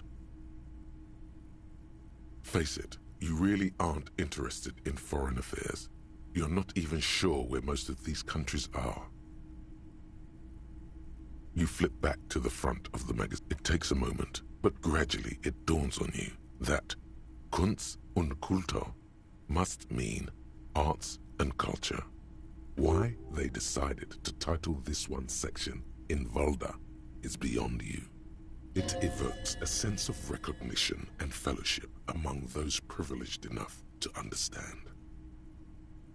As you leaf through this section, you come across several reviews of recent radio plays, as well as a brief artist spotlight featuring a local artist identified only as CS. The main feature, though, is a long essay titled Tip Top Tournée, a critical Mazovian perspective.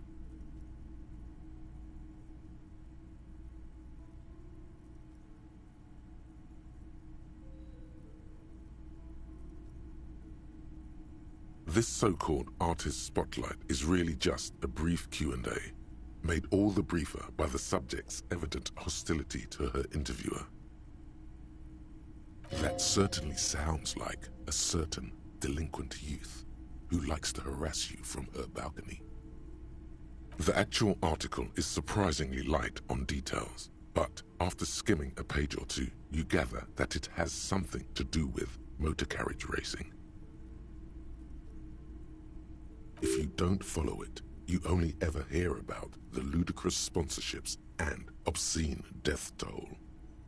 You think you're settling in for a relaxing recap of the most recent season, maybe sprinkled with some nice anecdotes about a few of the more colorful drivers. Instead, you find yourself skimming a 10,000-word feature about all the politically problematic aspects of Tip Top Tournée. Where to even start? For one, there's the crass commercialism of its sponsorships, and then there's the practically criminal emphasis on deadly motor crashes. So, all of it, basically.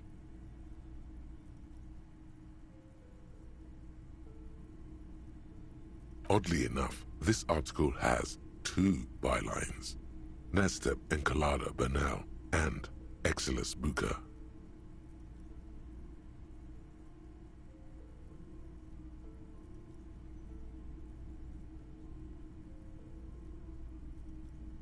There's no way those are real names. Have you ever met anyone named Exilus? Come on, they're plainly pseudonyms. More than that, they're likely under capitalism. The article says, every pursuit has its price. Every pleasure, even one as elemental as the joy of racing others around a track, is reduced to an advertising opportunity.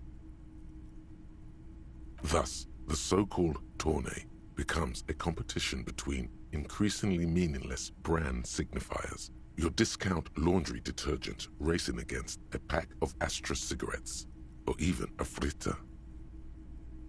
And that precisely is what's problematic about it.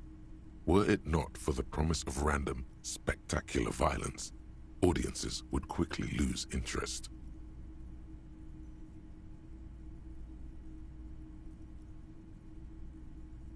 At the end of the day, it's the destruction of these 750,000 real races that you're really watching for.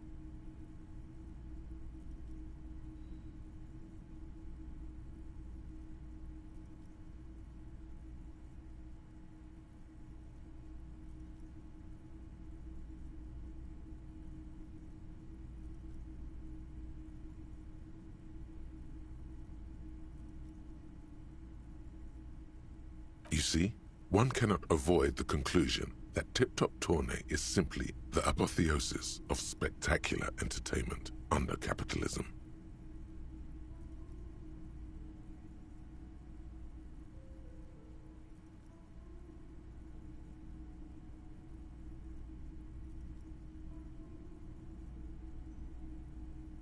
I can safely say the thought had never crossed my mind, Detective.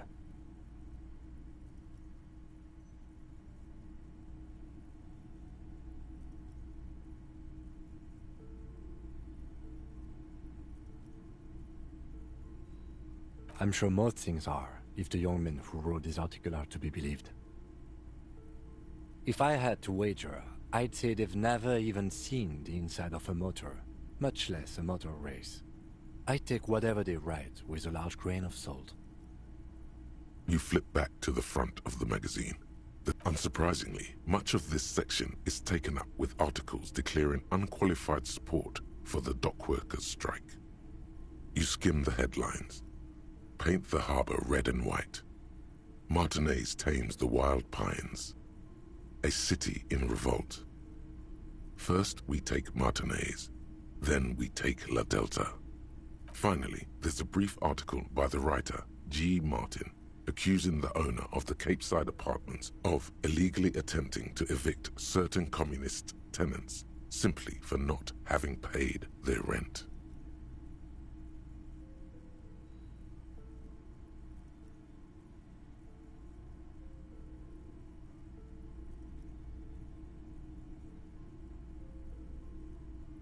One of the editorials proclaims that the more the forces of reaction attempt to crush the body, the more defiant the spirit of communism becomes. You flip back to the front of the magazine. The table of contents unfolds. It's just a racist mug. What's there to read here? But it will not happen. A cockatoo is a parrot with an erectile crest, found on the Seminine Islands and in southern Fas a la Mer. Known for their intelligence and general precociousness, cockatoos are popular birds in aviculture. However, they often exhibit various behavioral issues. This book talks about the delicate nature of toos, as well as introducing some of the most popular species among the bird enthusiasts. The funeral cockatoo, the major majestic cockatoo, and the most common bang bang cockatoo. It's colorfully illustrated. Where to even begin? All cockatoos are known for their needy natures, requiring attention for at least 2 full hours a day. They love to talk, and have been described as lovable clowns who just don't know how to wrap up.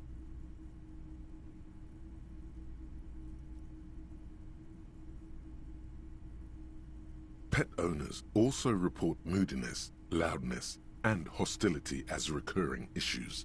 If left unsatisfied, cockatoos may scream non-stop, pluck their feathers, or become aggressive. It is not recommended to get a cockatoo if you're not able to cook them food every day and give them the full care that they need. These birds will never understand that you have a life of your own. You're right. Cockatoos are magnificent creatures. They love to perform, cuddle, and show off, and will even scream for fun, often as loud as up to 135 decibels. Not great for the neighbors. Performing? Yes, birdie. This is a yellow-tailed black cockatoo. Its specific name, Psittacus venereus, relates to its dark and somber plumage. This bird looks as if dressed for a funeral, 24/7. There is something indisputably ominous about it.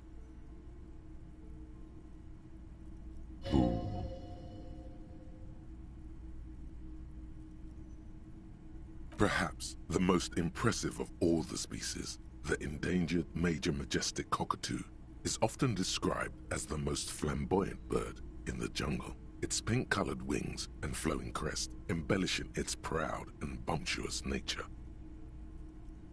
In the words of poet-explorer Sir James Fournier, few birds more enliven the monotonous hues of the verdant forest than this big, bold, and beautiful species. Despite its banging name, the Bang Bang cockatoo is actually the shyest of the species, common in almost all Seminoles forests, as well as zoos and homes all over the world. Its plumage is mainly grey and white. The Seminoles name, Bang Bang, is thought to be of onomatopoeic origins. Yes, but all those cockatoo species are so different. Which one are you?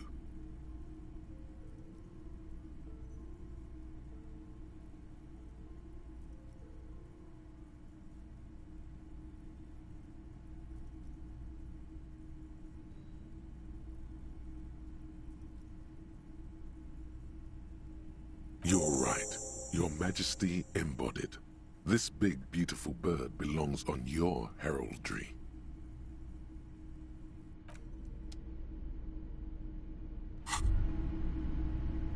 As you turn, a bright light catches your eye, making you squint. From a distant sunset, a stage light, flash photography, nowhere in particular. It's just what superstar law officers do. They squint at lights, and they solve shit.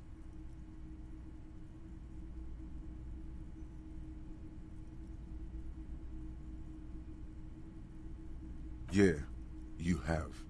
You're a big dick cop, Dick Mullen. Salam Rocky Baye, badass on-the-edge disco cop. Time to recede into a ludicrous fantasy world. Here we go. Camera. Lights. Yeah, you know. Beneath it is just heartbreak, a pulmonary tract infection, atherosclerotic disease.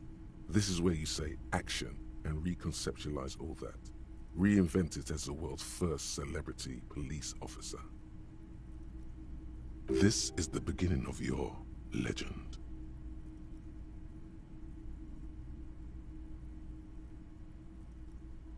With a sudden flash, the world freezes around you, and you along with it. In an iconic monochrome solution, a black silhouette against a rasterized orange world. It's on. Volumetric shit compressor. Bizarre scientific news from Revachol West today, where a police officer's shit has been observed at a pressure of around 495 gigadecimals. These metallic hydrogen levels of shit togetherness were thought to exist only at the center of collapsing stars, not law officials. It remains to be seen how long the shit singularity lasts.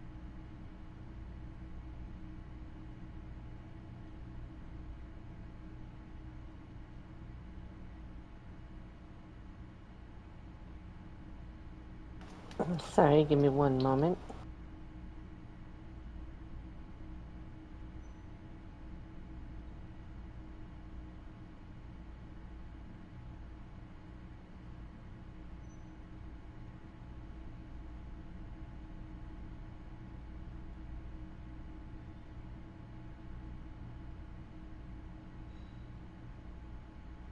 XX Misa Bunnigs just rated the channel with 4 viewers. Oh, Misa, thank you so much. Again, I really appreciate that. Thank you so much.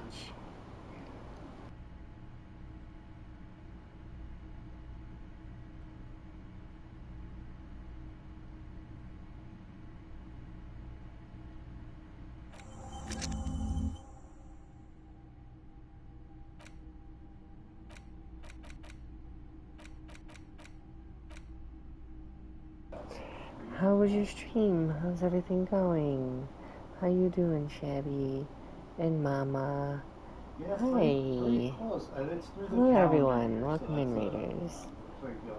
My name is Hazel, and this is a detective RPG game, and like a choice matters type game, and you can just get involved so deep. I just love this so much. Yeah, thank you. I actually had your stream tabbed, and I was lurking, so that's really nice that you rated me. I appreciate that.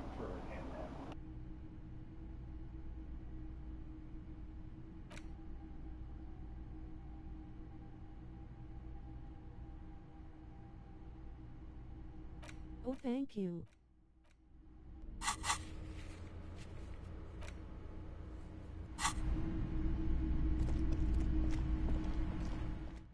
Of course, you're welcome.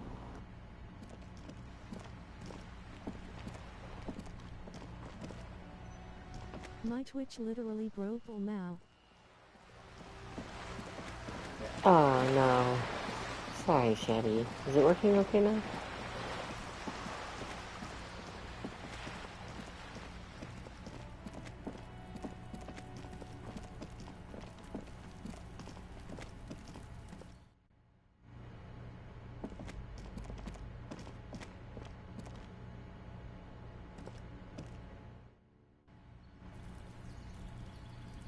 Saying lol, it showed you had just ended our broadcast for some reason, so I had to reload Twitch. Like, I'm assuming something's going on, but it's saying that your stream has ended. Oh wow, that's weird.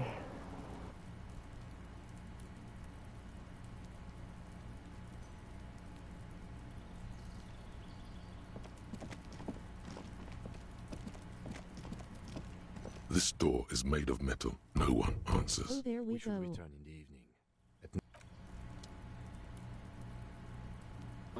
I'm sorry if it's been acting up. I don't know why.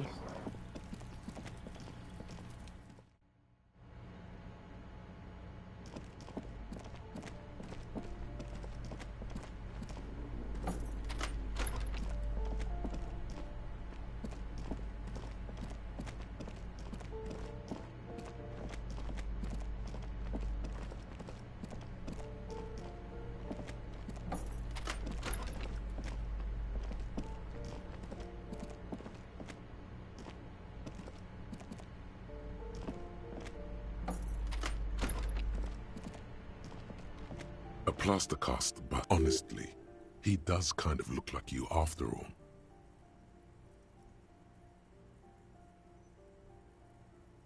Hold on a second. Is this why you broke in here? To find out whether you're Krasmazov?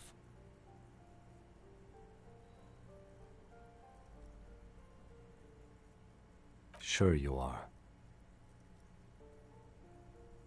Well, you both do seem to share an affinity for sideburns, but it seems like old Kras here didn't drink nearly as much as you.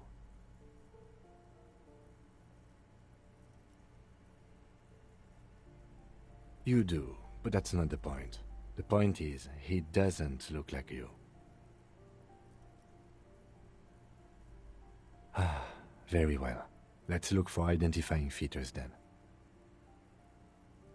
Doesn't he have a birthmark right here? What about you? Alright, but here's the big thing. Krasmazov looks Samaran, and you don't.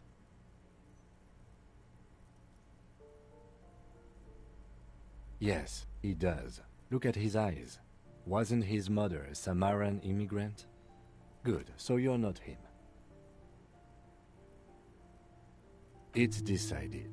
You are not the most famous philosopher of the modern period. The lieutenant raises a brow. Thank you for sharing this wonderful opinion on human sexuality. There aren't many communists around, not after the revolution. Some youth still keep the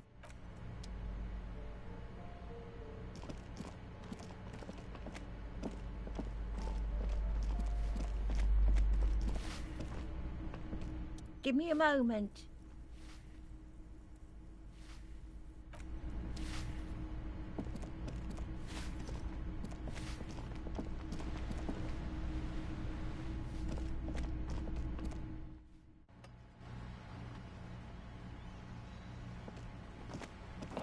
I just want y'all to know I feel constantly lost whenever I play this.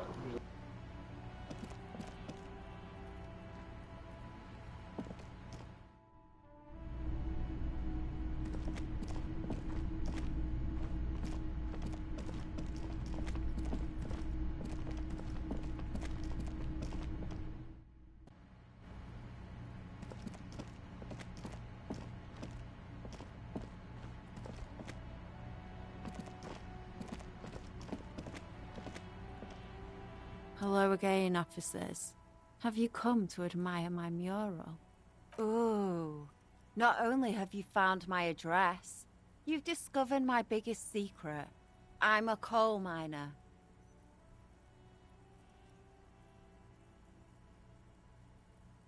Does anyone in a city like this? If there's pain about any particular home she's lost, she's buried it deep, fortified herself against it. Yes. I keep hoping a shaft will collapse. It doesn't have to do anything at all. Nothing does. Like me. Right now, I'm doing nothing at all. Shoot, Piggy. It's what you do, isn't it?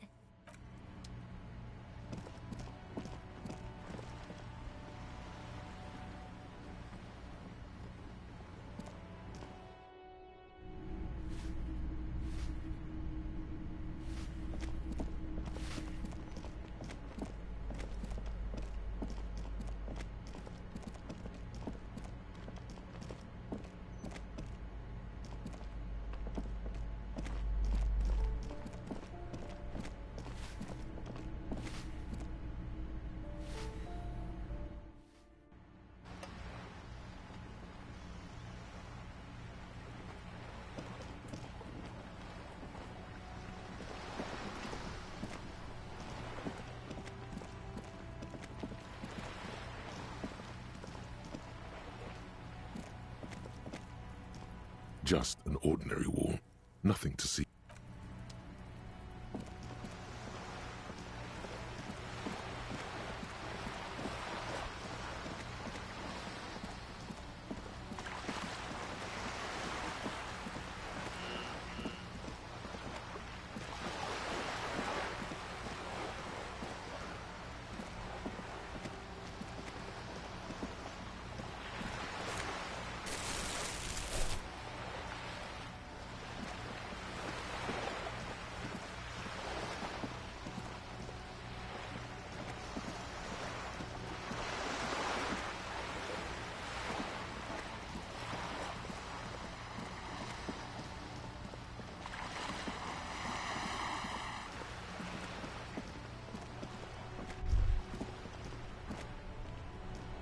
There. Working class drunk. You know what this means, right? Cracked it. All in a good day's work. What do you mean, what did I crack? Look at how working class that drunk is. Yes, and you found him. Now go and tell the working class woman. Protect and serve, recruit.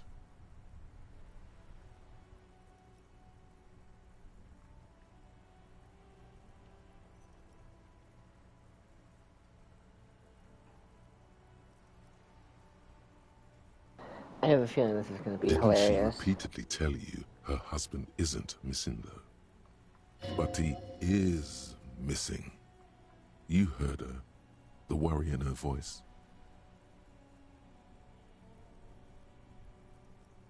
There's no need for champagne when there's honor, recruit. Go and tell the working class woman what you found, right now.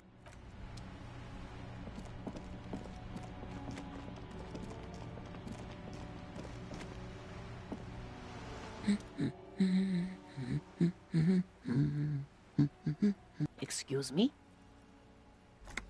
I don't know. The most talkative one? The what now? You truly are one strange cop, aren't you? God damn it, I already told you. My husband isn't missing. And I specifically added that I didn't need to know where he was. Very well then. Where is he?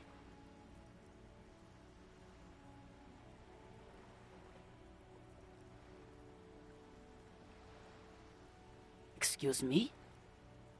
There's something else hiding in her voice, though. A trace of worry.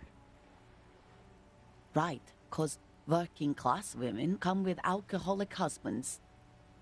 You know what? You were right. I do have an alcoholic husband.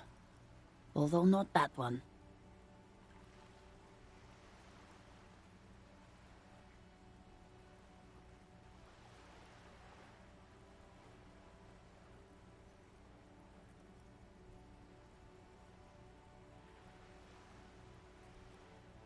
I did, and he is. He's also an alcoholic. No, he's not. Or maybe he is, I don't know. He's probably in the park or in Shamrock somewhere, drinking with his friends. I haven't seen him for... Well, to hell with him. There. She's worried now.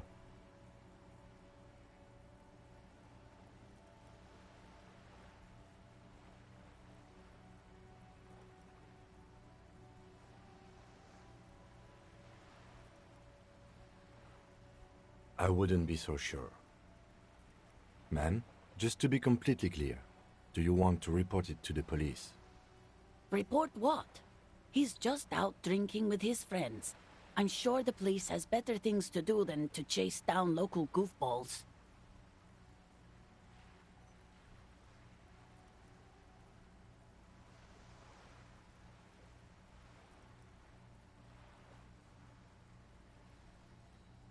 She sighs, but you can detect a slight hint of gratitude and relief from her face. All right, go ahead. Do you have any questions?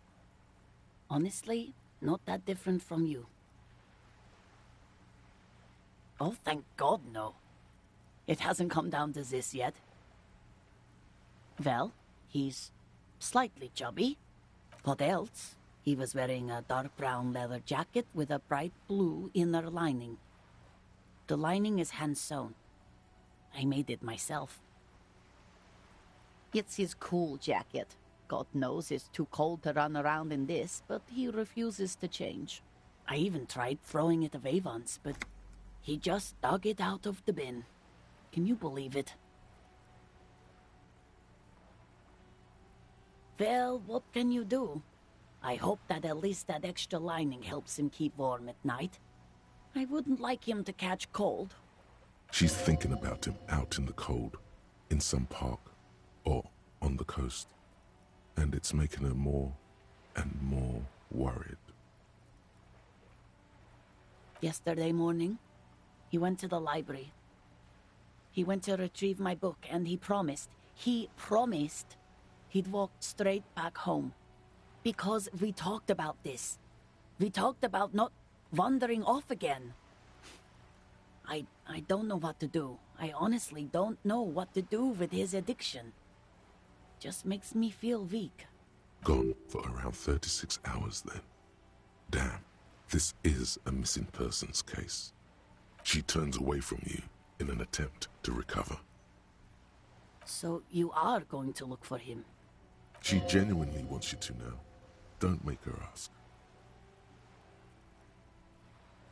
Thank you. Please do. Even though I'm sure he will return home by himself. I'm still sure of that. I'm sure he will too. When he does, would you let Precinct 57, Kim Kitsuragi, know? I will. Of course, officer. As I said, it's probably nothing. Right. What about... She gives you a short nod.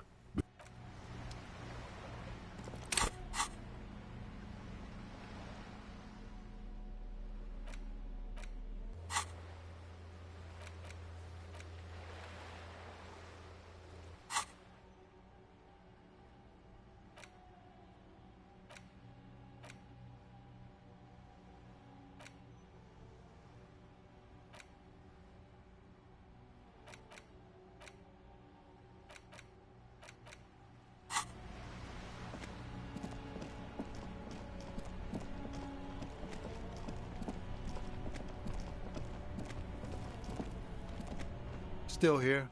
Stuck in this damn jam, my man. What's up? I don't want to talk about that. Give me 1 second.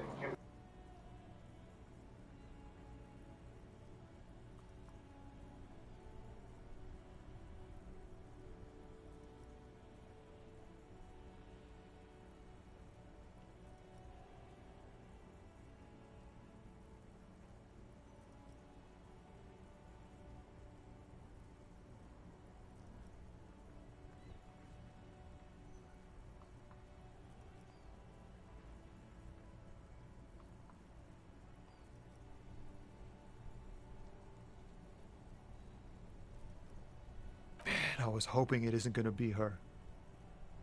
All I can say is, she isn't around here anymore. She isn't some evil drug trafficker. And I don't know where she is.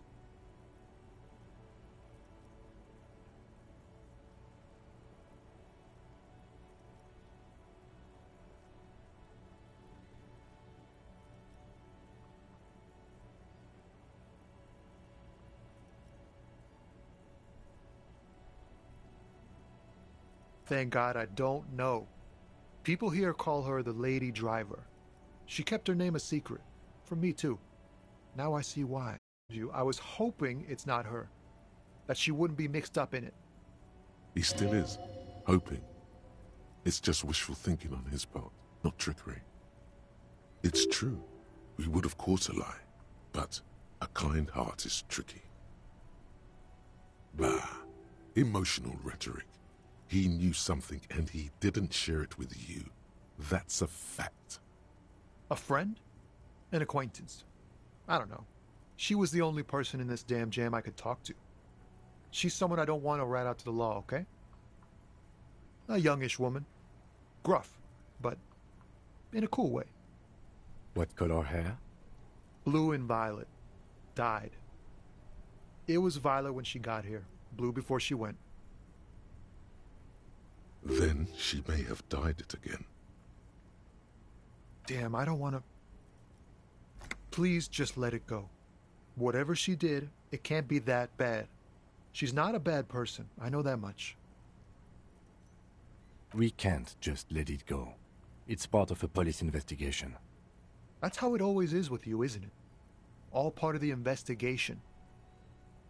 The girl's troubled. If you hunt her down, she may not survive it. I can't have that on my conscience. It won't come to that. We won't pursue her on this. This is information only. I don't believe you. She's got the darkness in her. That young person's darkness when you think it's all over. And you're looking for a way out. She shared this with you? Yes. Which is why I don't want to snitch on her.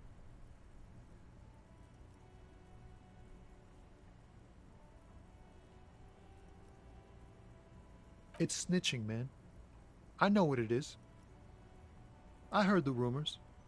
I saw the other drivers looking at me strange when we talked. And she told me, too, that she's had a violent life. But I wasn't afraid of her. More like for her.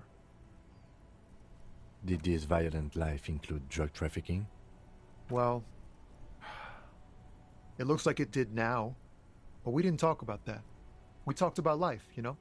She talked about her mind. The way it worked. The trouble it was giving her. Fuck, man. Go grill someone else with these questions, okay? There are plenty of drivers here who couldn't stand her, or were afraid of her. They'd be more than happy to rat her out. The grey-haired woman. Maybe she knows something. Wait, this guy says they're friends, then acquaintances. And he's okay with others ratting her out? Push Tommy and it will break his heart and his spirit. Don't expect you to be pals.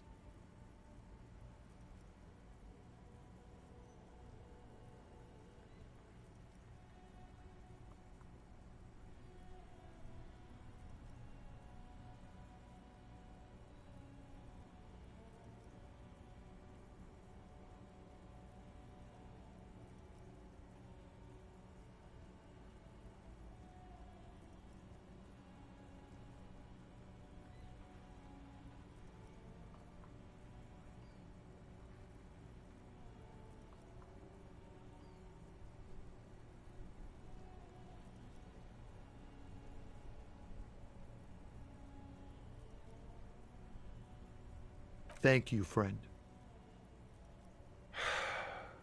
Wow, this makes me feel like I should pick up smoking again. Would help with my rhymes, too. Huh? Oh. No, I ain't got any money. They don't want to pay for unfinished work. The bosses, man.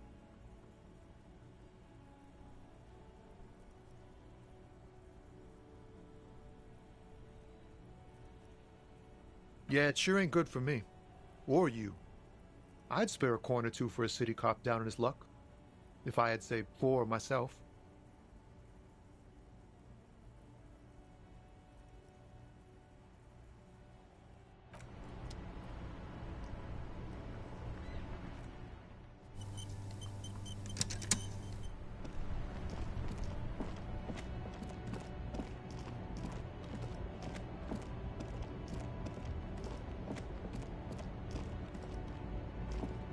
An old monument stands in the middle.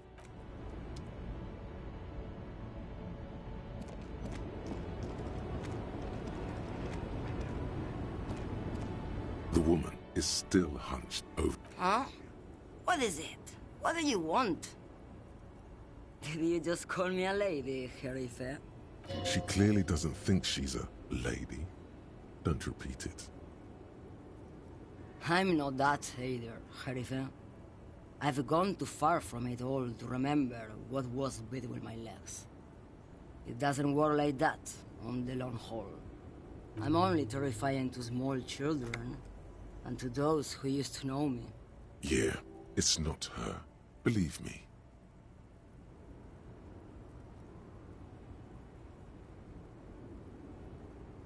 Because they can no longer recognize the person I once was.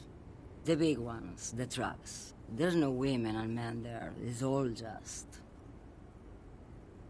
In the middle of this town, there's a ghostly motorway. It takes all the people where they want to stay. In the background, a quiet song seeps from her cabin into the air. You don't hear any vocals. How should I know? Do I look like I spend a lot of time with the other communers sniffing around when I have my movies to go to? Oh, Sim.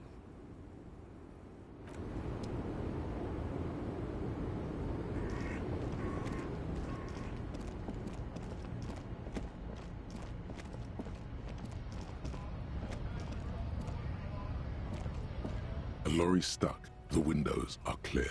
They've been recent.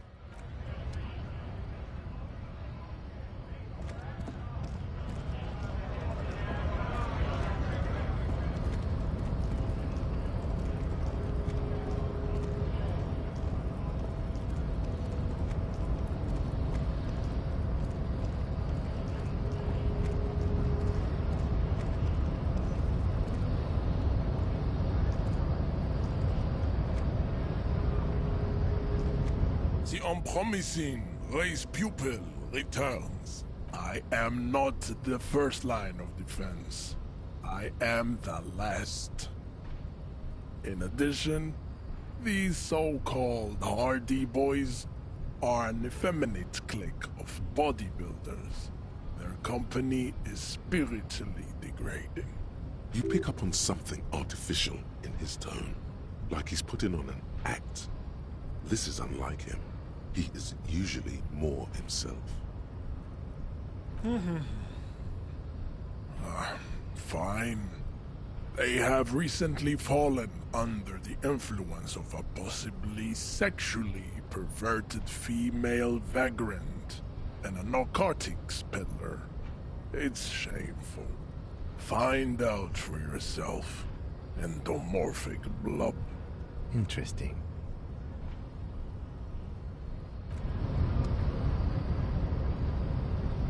The unpromising race.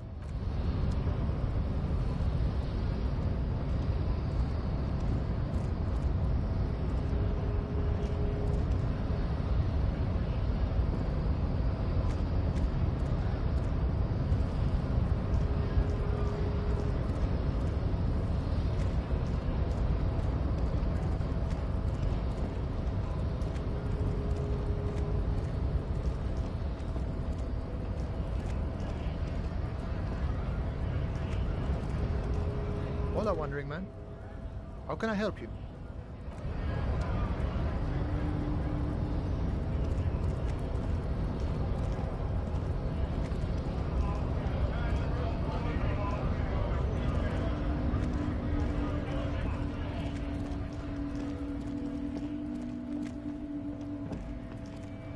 Looking for something odd? Come to tell me to fuck off again? Oh man, that's great. Look at that guy go. Haven't seen anything that funny in a while. God damn. Thanks for that, but no, it's not mine. He doesn't live in Martinez. I don't know what you're talking about. He did something. He stole his employer's goods and another lorryman's job. You should be thankful for the tip. He's been expecting this. He's really puffed himself up. Listen up, fuckwits. You don't scare me. You cops don't run Revachol West. You don't run Martinez. You don't run anything. No. He means La Puta Madre. A legendary, and not in a good way, crime boss from Jamrock. Controls what is probably the most powerful organized crime outfit in Revachol West.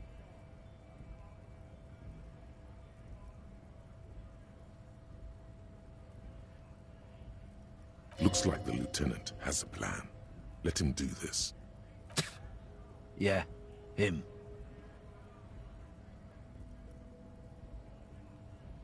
Then I presume you are familiar with his peonies. Yeah, they're his little bitches. He's got them all over the unions. Not just the unions. He has peonies everywhere. Some say he even has them in the RCM. Dirty fucking peonies who'd do anything for him. Multi-ethnic drug addicts. The lieutenant adopts a rodentine quality. Be cool, sire. He's getting into this. You're not peonies. You wouldn't be investigating a drug thing if you were.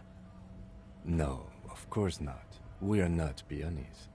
But if we were, and one of Madre's drivers were to be stealing from him, then it's a good peony's job to find out who that is. He's surprisingly good at this. Not bad at all. Look at him lurching. Let's make Padre Madre angry. But a stupid fucking racist is standing in the way, protecting this fucking thief. I'm not scared of you or the mob. I'm under the protection of the Lorrymen and Carters Guild. You've seen the corpse in the yard, yes? You took a peek. I know you did. Does it look like his friends protected him? Nah, you wouldn't just leave him out there if you... The lieutenant turns and gives you a barely perceptible nod. I've softened him up as best I could. Now it's on you to finish the job. But I can't. No.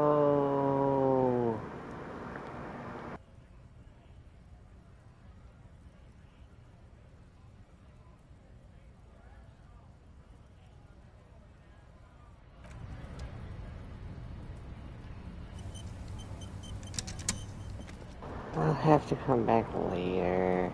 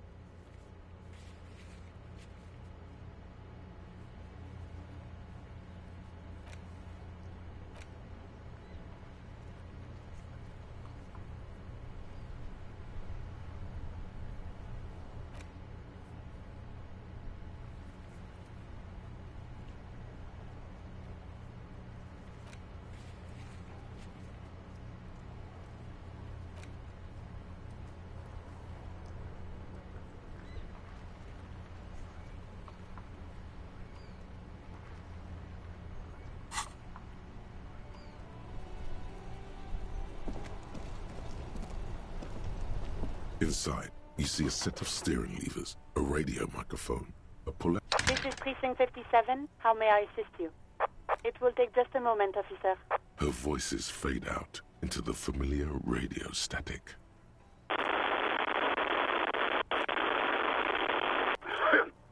Gottlieb, what do you want? He's carelessly chewing on a piece of hard candy.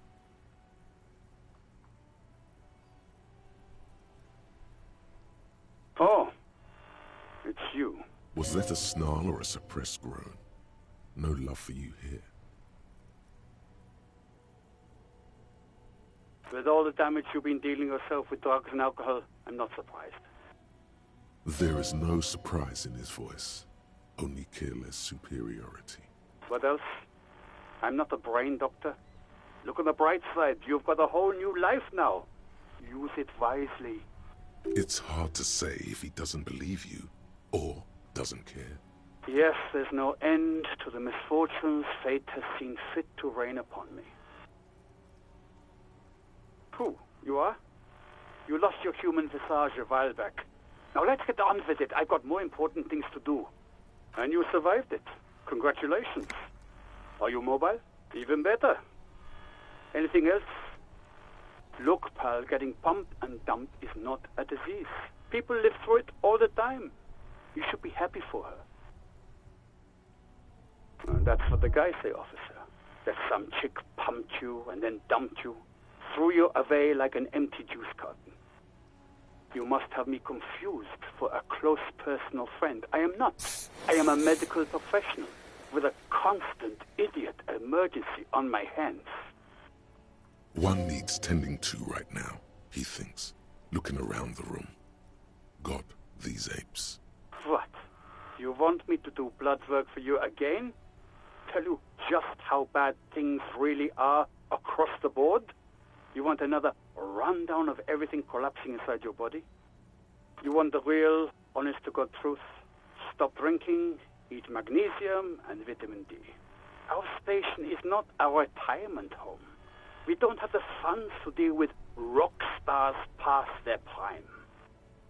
And no, I don't want to hear a political commentary on the topic. In fact, I got work to do. Some idiot has glued his eyelids shut with cyanoacrylate. It looks like Mectorson. It's not fucking cryoactylate. It's super glue, Doc. Mm-hmm. Anything else I can help you with, officer? Just a second, officer. Sylvie Malaika on the line for you. Yes. Hello? Oh, great. What else do you need, detective? No, I don't know. It wasn't me. I haven't been out there since. I was terrified of the stench and the corpse. Well, you tried to jam it down the toilet, sir, clogging it completely. After I had unclogged the toilet and retrieved the paperwork, I threw it out in the trash, thinking you didn't need it. I am sorry about that. Anything else, detective? You hear the call. Anything else I can help you with, officer? 57. In the cabin, you see a set of steering.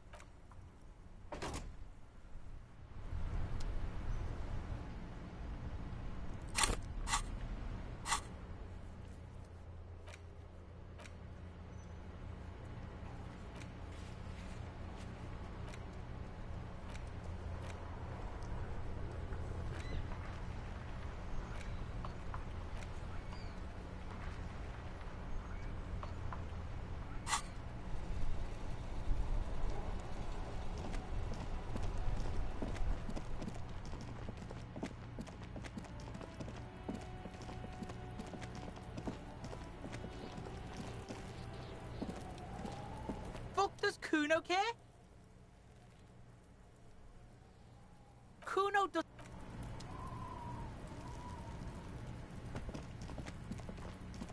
There he still is, looking right through you with his white eyes. The body below is entirely dedicated to that corpse smell.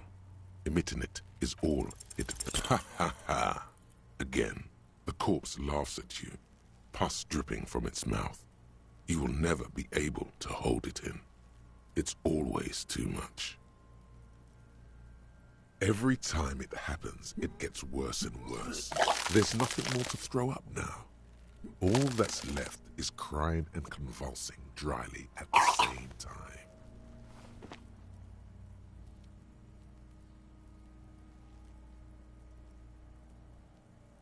I'm at a loss as well. I could swear your shit was together, Detective. Sometimes even that is not enough. Life is unfair. Officer, you just need to be stronger. Learn to keep it in long enough for us to work. There's nothing else to do. You can open this white check again by going to your character sheet and spending a skill point to upgrade your endurance. Gain new skill points by exploring and completing side tasks. The game literally just told me to get good. Thanks for watching the stream.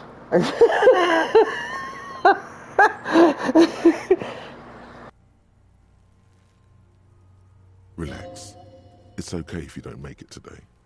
The bloated corpse isn't going anywhere.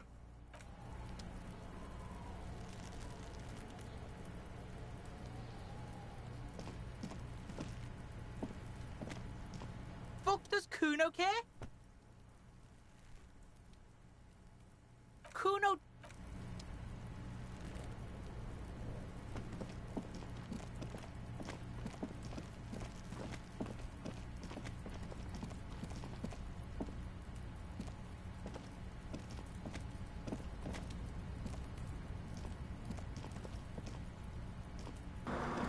How do I get right here? Like, there's literally, like, I want to go right here. How do I get...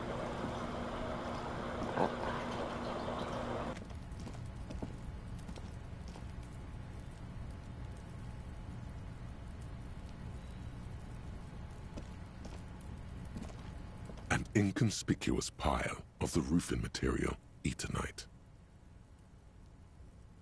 It's nothing. Someone just left some roofing material slanted against an old shack.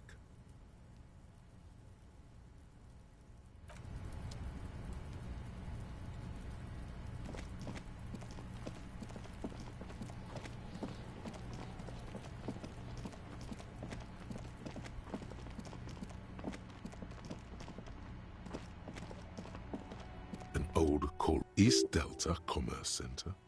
This must be the name of the doomed commercial area.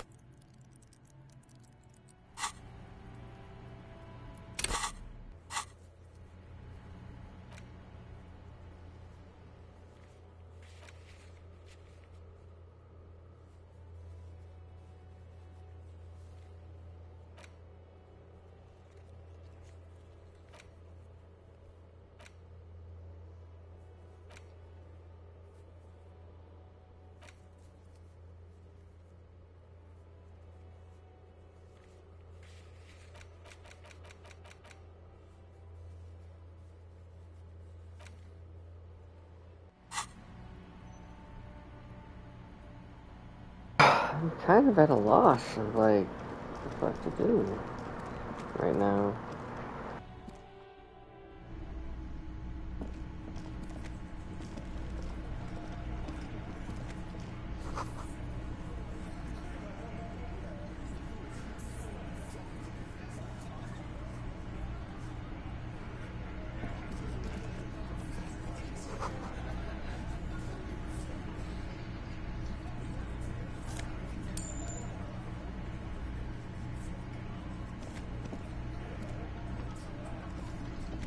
Over here.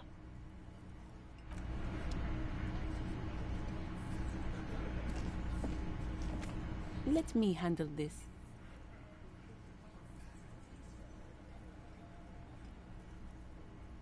Detective disorientated. Are you still wondering where you are? This is Martinez, in case you've forgotten. I advise you not to overstay your welcome. Her entire character has shifted. This young woman is cold as ice.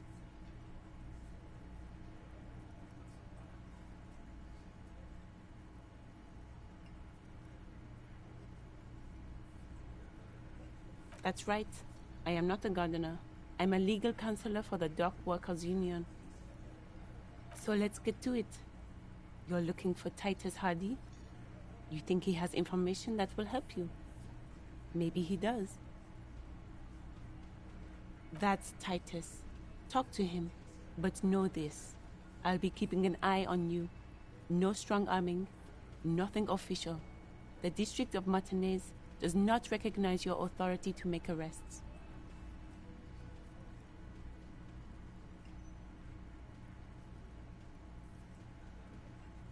It doesn't matter if you recognize our authority. We will make an arrest, if we have to. She says nothing. Her glare speaks for her. Could this be the Miss Buford that Easy Leo mentioned? The one Mr. Everett sent to law school? Like I already told you, I'm a legal counselor. Do you have hearing problems? I suggest not wasting time on trivial pleasantries and focusing on why you are actually here. Titus Hardy. You caught her off guard. Push her some more. You are not here to chat up the legal counsel. You are here to question these men. You set the pace and the topic of these conversations here. Establish that. A man like Easy Leo could have said anything. Do not be restrained, sire.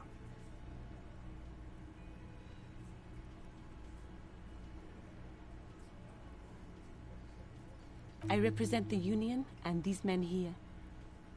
Don't make this personal. A very minor victory.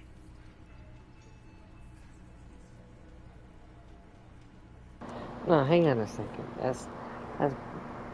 See, the thing with the dialogue options in this game is that there's no indicator, there's no way of knowing that, like, if you pick one, right, like, for example, what you're rolling all this, and you ask, and then you come back to this questioning, you know, you go down the line. There's no way of knowing if you just go down the line, or if you just pick one. Because I was trying to, like, ramp it up, and I thought that maybe, like, the last one was the move forward instead of gleaning more information.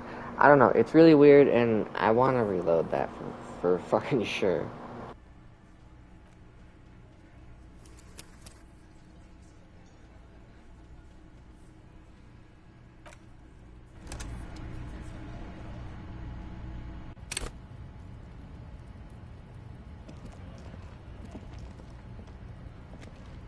Looking for something, Hunt?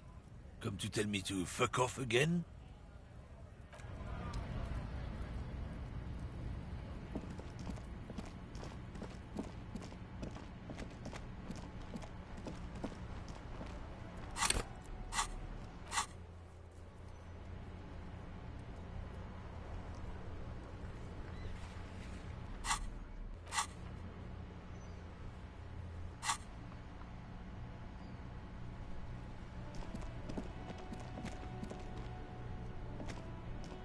Inside, you see a set of steering levers, a radio mic. This is Precinct 57. Her voice. He's carelessly chewing on a piece of hard candy. Oh. Was that a snarl or a suppressed groan? Yes, there's no end to the misfortunes fate has seen fit to rain upon me. Basking in your glory, yeah. And you survived it. Even better. With all the... There is no... What else? It's hard to say if he does. Look, pal, getting pumped and dumped is not a disease. You must have me confused for... One needs tending to right now, he thinks. What?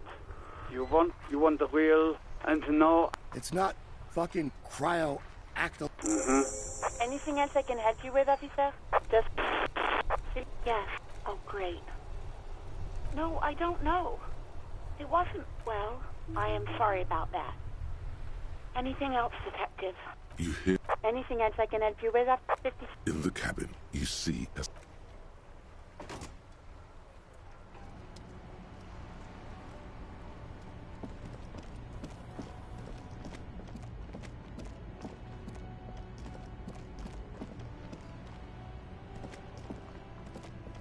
Now it's turning into a kind of a snow limbo, man. What's on your mind?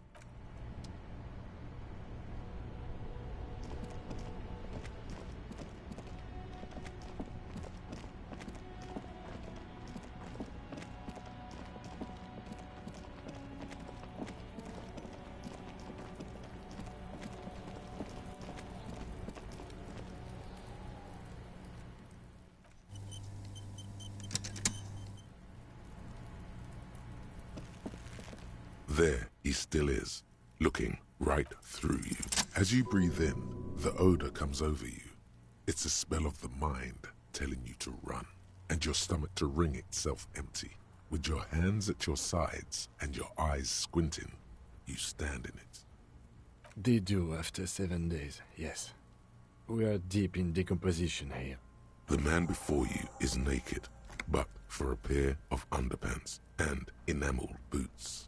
His skin is greenish, marbled with decaying veins, and blotched by lividity. A fading web of tattoos covers his chest and shoulders. The cargo belt used to fasten him to the branch above appears industrial in strength. The material appears to be ceramic. Its clean white stands in stark contrast to the decaying flesh above the knee. The man wore thick polymer socks, probably for padding. A fine array of interlocking plates covers them. Delicate and fragile, they feel alien to the world around you, out of place somehow. These are clearly not boots. They're armor, possibly part of a larger set. Indeed. Technically speaking, these are sabatons, not boots. Ceramic plate. Zirconium dioxide, most likely. This is where the make would be. Under the heel. Fair weather. Fair weather model T500 VE. I'm guessing that's vitreous enamel. This is advanced stuff. Piece by piece. He's been out here for 7 days. It would be odd if they didn't. We should keep a lookout for these species. The armor could yield information. This is one thing he might actually know.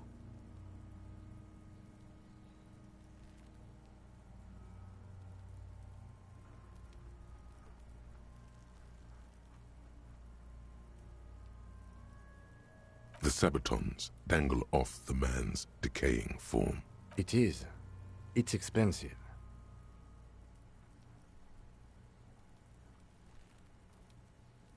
We've requested similar material for our tactical units for years now. The constabularies deemed it too costly. In that time, we've lost 6 men to semi-automatics. For a full set, about 4 years of wages. For the northwest region of Revachol, an officer's average yearly income is 5,500 rial, unadjusted for rank. Not too much, yes.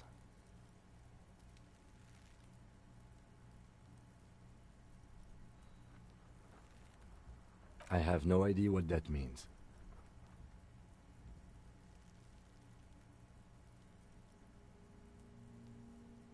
That's for us to find out.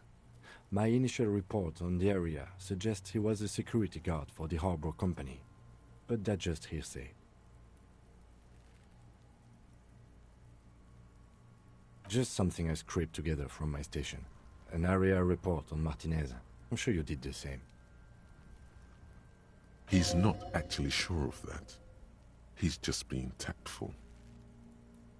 I agree. This equipment is way beyond what a guard can afford.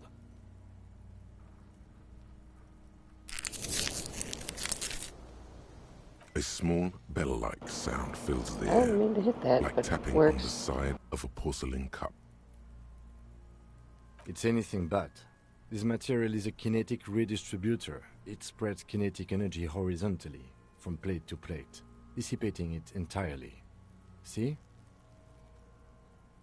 Faint, organic lines cover the plates where they separate into smaller ones. These plates then divide into smaller plates until there are hundreds of them altogether. Like whirls of floorboards, the design looks organic, influenced by highly resistant wood materials, like lignum vitae and ebony perhaps. If trees were made of porcelain, this is what their cross-sections would look like. The smooth, glossy surface fractures into ever more intricate interconnections, peaking on the right saboteur, where you notice. The whirls are in the shape of a letter and number combination. E50, 100, 1000. Good. Can you read it to me? We have a make and a number. That's something. We can use the radio in my kinema when we're done. Either station can chase it for us. This feels dangerous. Are you sure?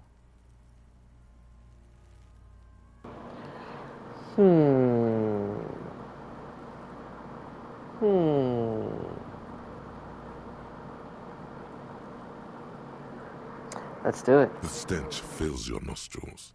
As you push downward, an ominous creaking sound comes from above. Oh shit. Stop! Pig's gonna pull his head off. Brutal!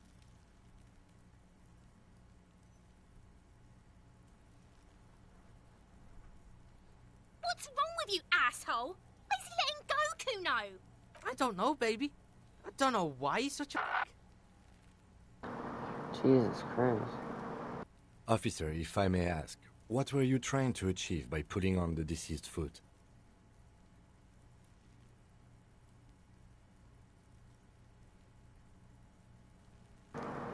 You know what? I'm gonna go through with it. This feels dangerous. The stench fills... Stop! Pig's gonna pull... Brutal! You're about to pull his head off. Do it, homo!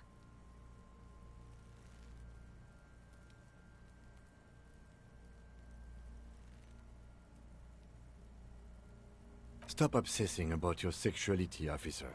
You are about to seriously compromise the coroner's case. Indeed. From this angle, it does look like the neck isn't going to take much more. Being dead for a week has all but liquefied his muscles. What are you trying to achieve anyway? Why are you hanging on to that boot?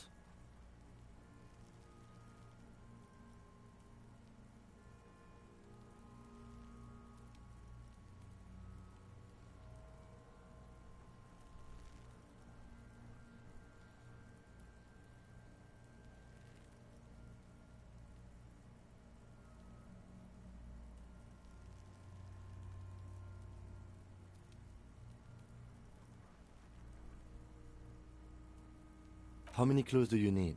You already found the number. Besides, there's no way you're getting them off. All the organic matter in his body has been flowing down into the boots. They are fused to his feet now. Why do you think the locals haven't scavenged them yet? You're sure there's a way to peel them off, but first the body needs to be down. And second, it would probably be better if the lieutenant wasn't around.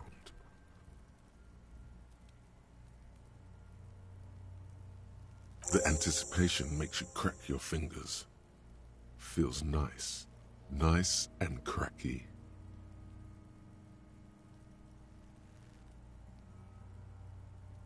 Processing will take care of them. With the situation in the morgue, it will yield nothing.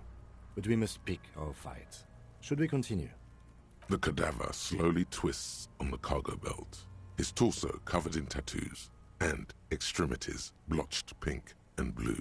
The hangman's knot is pulled tight by the weight of the corpse below. Yellow, hard-edged polyester cuts into his neck. Above, a sliding buckle ties the belt to the branch. This is a steel-reinforced cargo lashing belt, big brother of the regular cargo belt. It's used for tying cargo under 6-rotor airships. Airlifting? I thought it was used on lorries for strapping cargo to them. The local harbor uses 6 rotors to shuffle containers around. I get the sense they use whatever was on hand, without paying much attention to not incriminating themselves.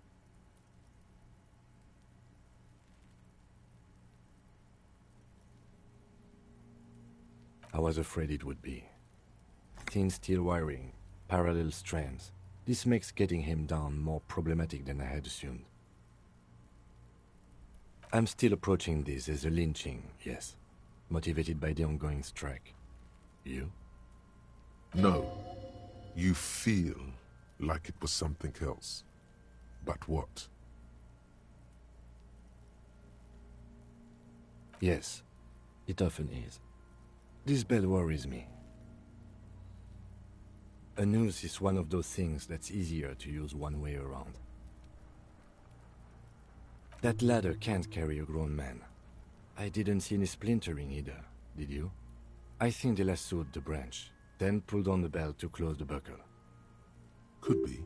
The shape of the branch supports the theory.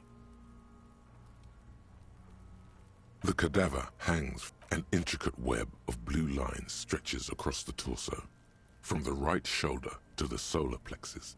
Each time they intersect, a small white star is formed in their crossing. Hundreds of fading asterisks riddle his skin. Their concentration is At Arthur the Great _ His corpse is marked by stars. Alcohol and heartbreak. A map of the stars.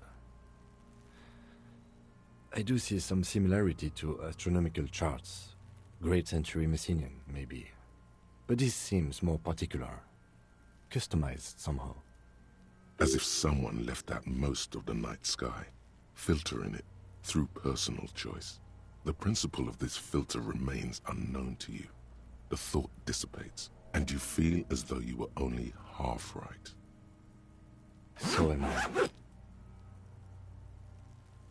He takes a thin piece of milled aluminium from his coat pocket. Poker, well, I'm here to lurk while either playing Apex, Helldivers, or both somehow simultaneously. Nodders. Shit, Kuno! What the fuck is that? Yeah, thank you. I'm really enjoying this game. I appreciate the lurk. An instant color camera. This is the first time he openly acknowledges the kid's existence. I have only 2 ampoules, so nobody move. I don't want to waste one. Glad you're having fun. A sound, a shrill flash, followed by the breaking of a small ampoule of glass. You see streams of color pour onto the thick, glossy piece of paper, rolling out. In case we need it. Yes, it is pretty cool, isn't it? It contains insight to the victim's person. By his build, I'd say this was a man of physical violence. The story he wanted his body to tell was important to him. It is his letter. To us. Someone should decipher it. We'll need to show it around. Sure. Just don't lose it. The glassy-eyed corpse looks by. His eyes are milky white and blind to the world, protruding comically from their sockets.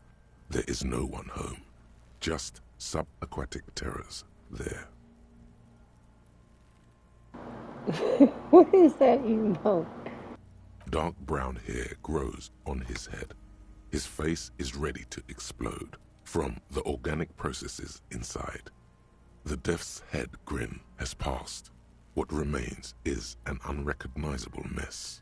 Underneath the curdled meat there is an expression, not carried on his features, but below, inside. An expression. Long story, lol. This man was experiencing joy at the moment of his death. Why do you think so? Okay.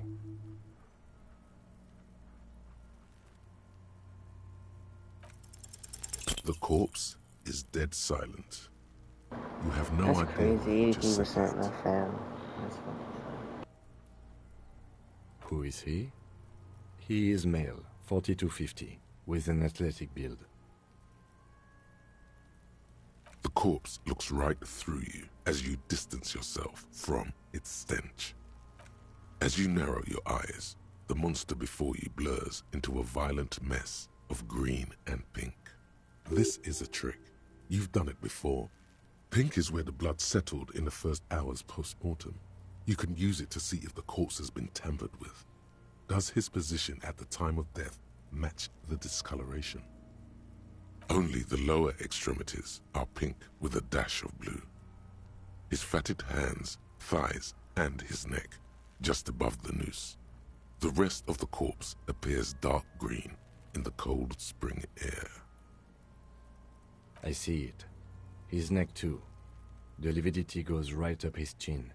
We have good, well-pronounced discoloration here.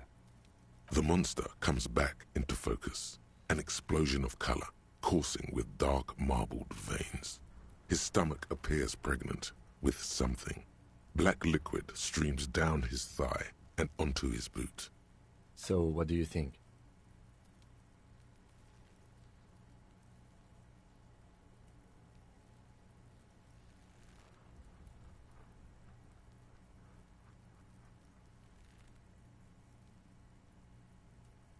Agreed, especially on the neck. The belt acted like a tourniquet, keeping the blood in his head. The hypostasis supports a hanging.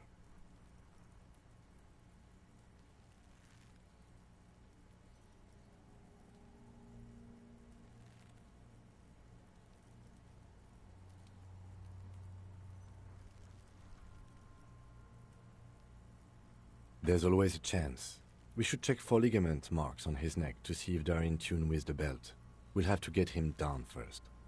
I agree. There are crow's feet in his eyes. He's laughing silently. His personality is no longer a part of the world. Totally dead.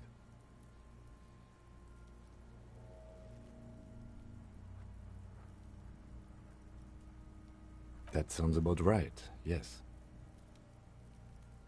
A pool of blood and feces has eaten into the frozen mud below the man's feet. Purge liquid is dripping into it, drop by drop. The victim appears to have contained no more than half a kilogram of digestion at the time of death. The fuck are you saying? Talking about shit.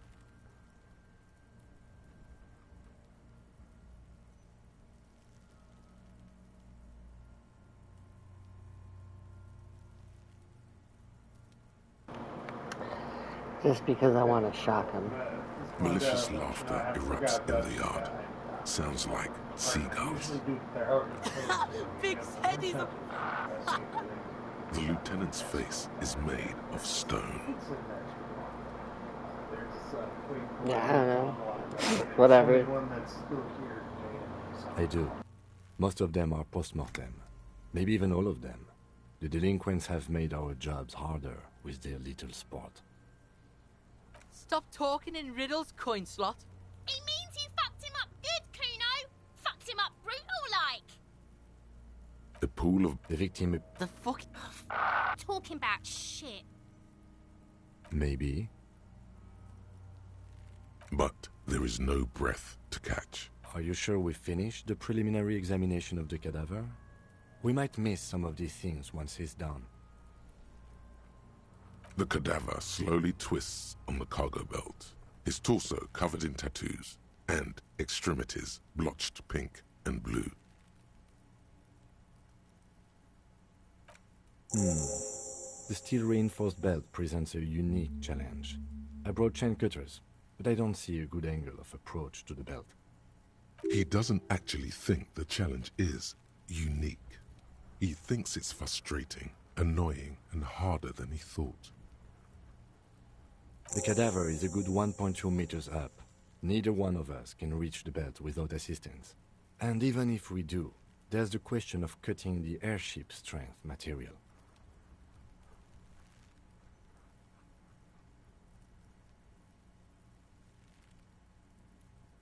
I was really hoping we wouldn't. The Union appeared to be suspect in this case. It seems like a dangerous route to go down. I would really prefer if there was another way. These people might have an agenda. But what other options? Someone else? You mean like the police? What was that about processing, then? Weren't they supposed to take care of the boots? Why don't they help?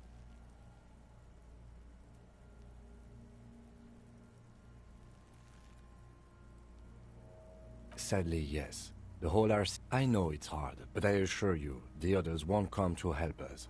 And we have a growing sanity. Climb up there and... So there has to be a less risky way. With less falling down of trees. Yeah! Bang bang time, pig! Shoot his head off! How? Where the buckle ties the rope to the branch. That's a good spot to aim.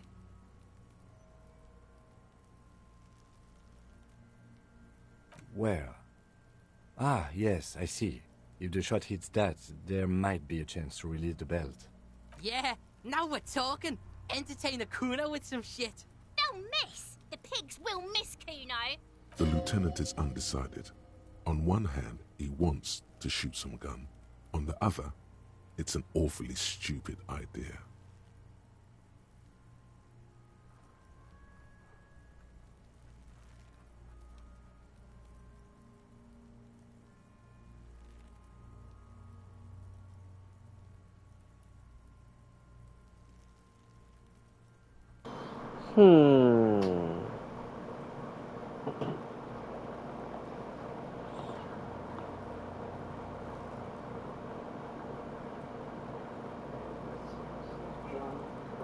I think if I don't, though, the only other option, I think, is to, like, saw it off, or ask the guys. So we don't want to ask the guys in the harbor. I mean, I'll see what the saw-off option is. I'll back off on this for now. What else can we do?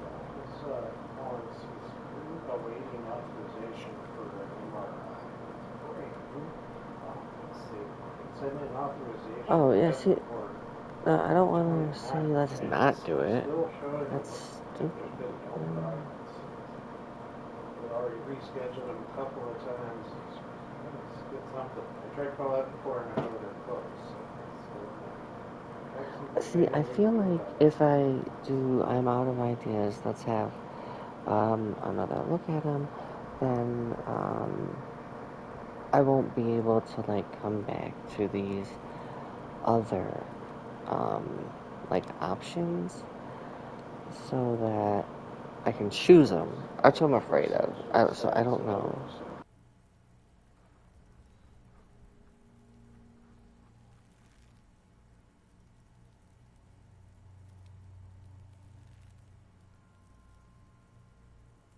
He breathes out.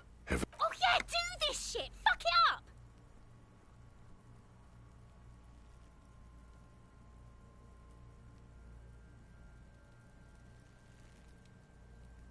Silence. With his elbow sharp, the lieutenant unzips his jacket and produces a lightweight firearm. He drops a paper cartridge in the barrel, separates the scouring stick, and gives the cartridge 5 tucks. That's a Kiel A9090 Armistice, mass-produced muzzleloader, ascetic, frugal, one of the most common firearms in the world. He then steps back and assumes the Phallus position, taking aim. The corner of his eye twitches. His finger is on the trigger. He's gonna fucking miss! The kick voice is drowned in a shrill blast that echoes off the walls of the surrounding tenements. A cloud of smoke slowly parts in the air as the lieutenant steps back and says to himself, God damn it.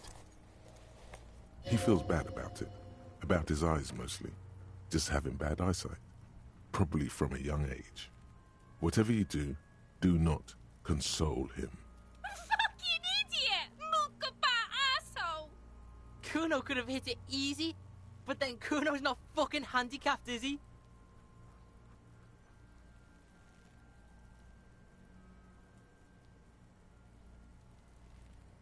I have to say, it's beginning to look unlikely we can get him down without assistance.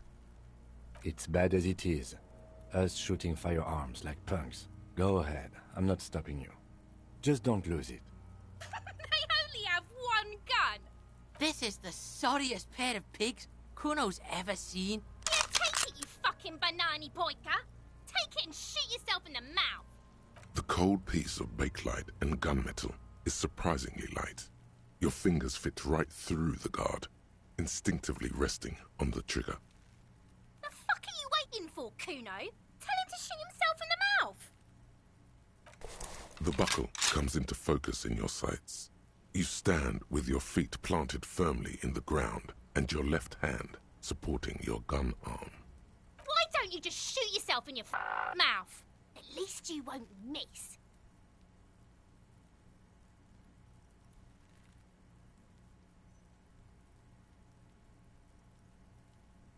Your field of view narrows.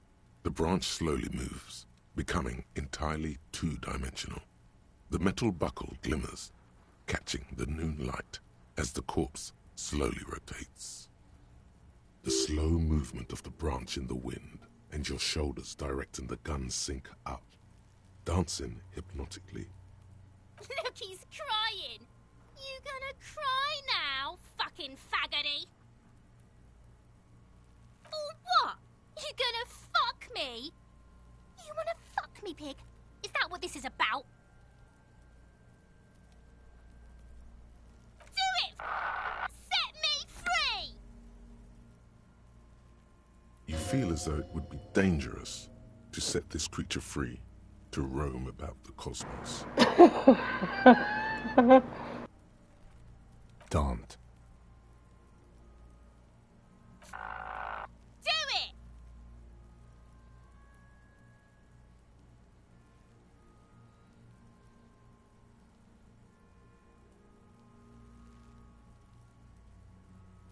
Put it right here, Mulko! Right here!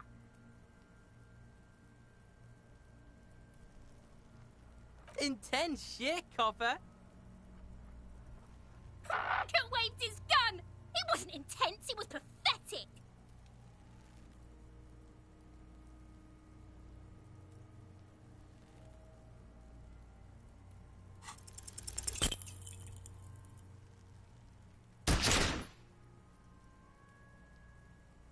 A plume of smoke erupts from the barrel. Your hand goes numb from the explosion. With your ears still ringing, you lower the weapon to see what happened. You missed the belt, but hit the corpse straight in the chest. Bits of ribcage protrude from the skin. No blood. Only a murky sludge I dripping mean, you miss down every his shot belly. you don't take, The right? sudden stink makes your eyes water. Oh my god, he's gonna fucking cry! I knew it! What a mulko!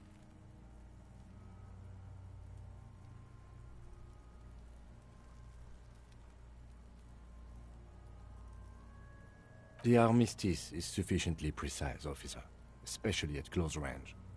It's not the gun's fault you can't. Pigs don't have hands, they have... Kuno has hands. Kuno can shoot that shit down for you.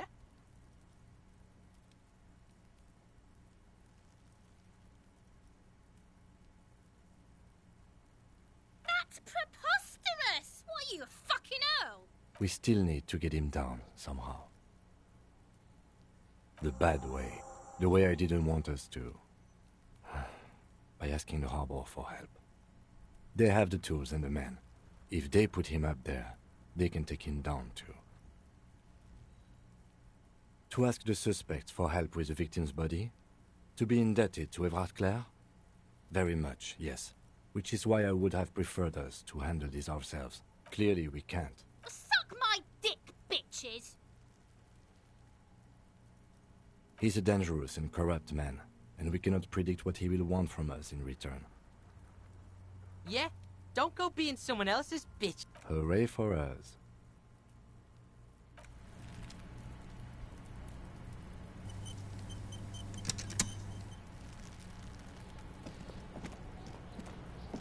So you tried to kill Kuno's girl? What's up with that? You want to talk about it?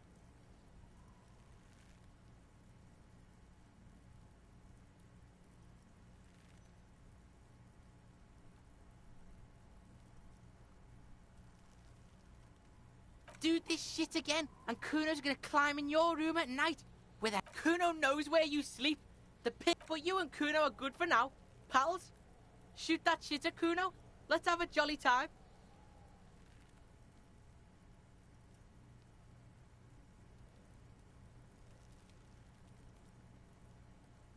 One word out of you, pig shite, and you're locked out of the Kuno experience forever.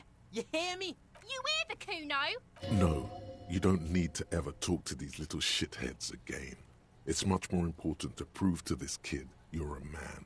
A big man.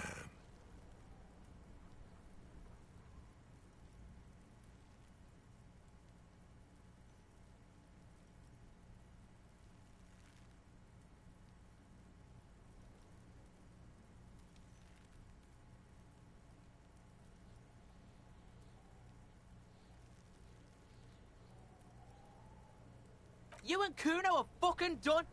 Let's go, officer. I've had enough of this.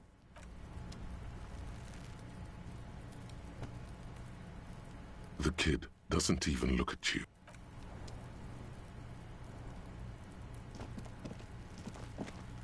The girl is ignoring you. It's like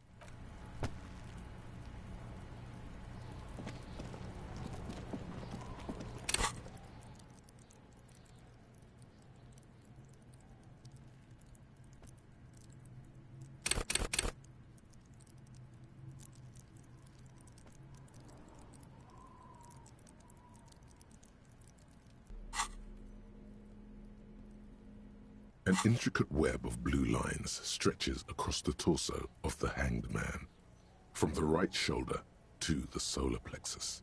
Each time the lines intersect, a small white star is formed in their crossing. Hundreds of fading asterisks riddle his skin. Their concentration is highest around his heart. It still kind of looks like a map of the stars in the night sky, but something's not right. Gone. For you to discover. You've gotten as far as you will without assistance. Someone close to the victim might know. Someone who knows about history could tell you.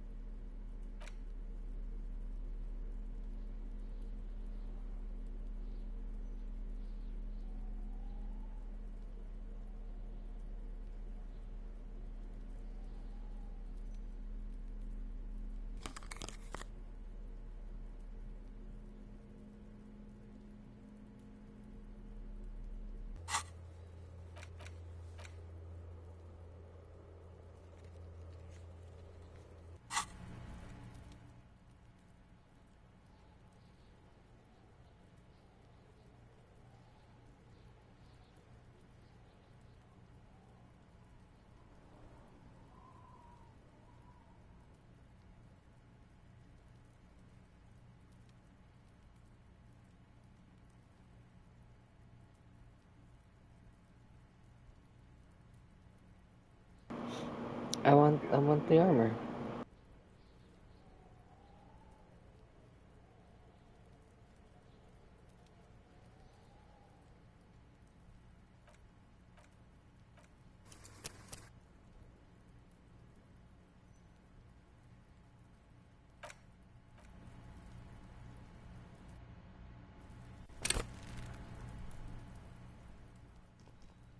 There he still is, looking right through you, with it. Ha ha ha.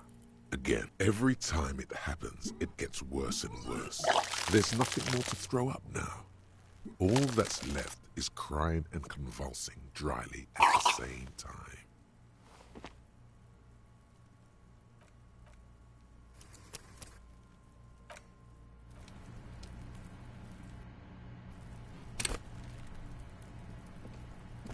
There he still is.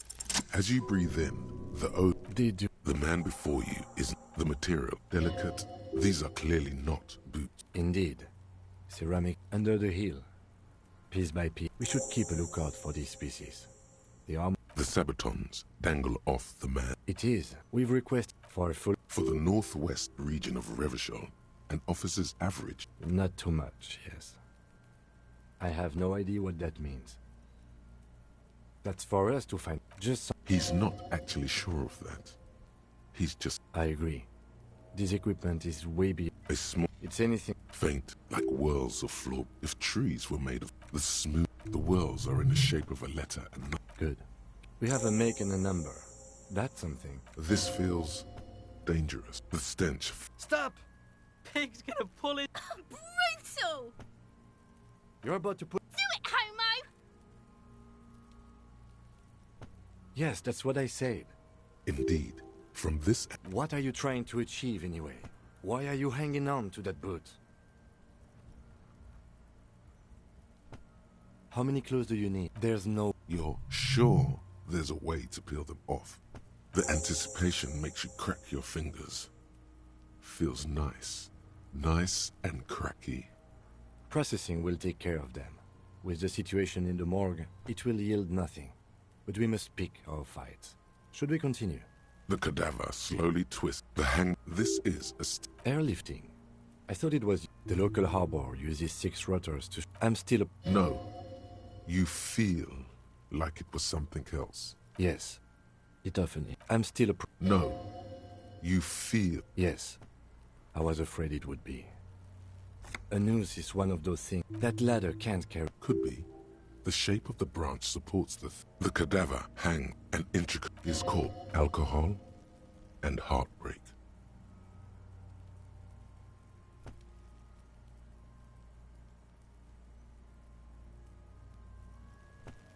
A map of the stars.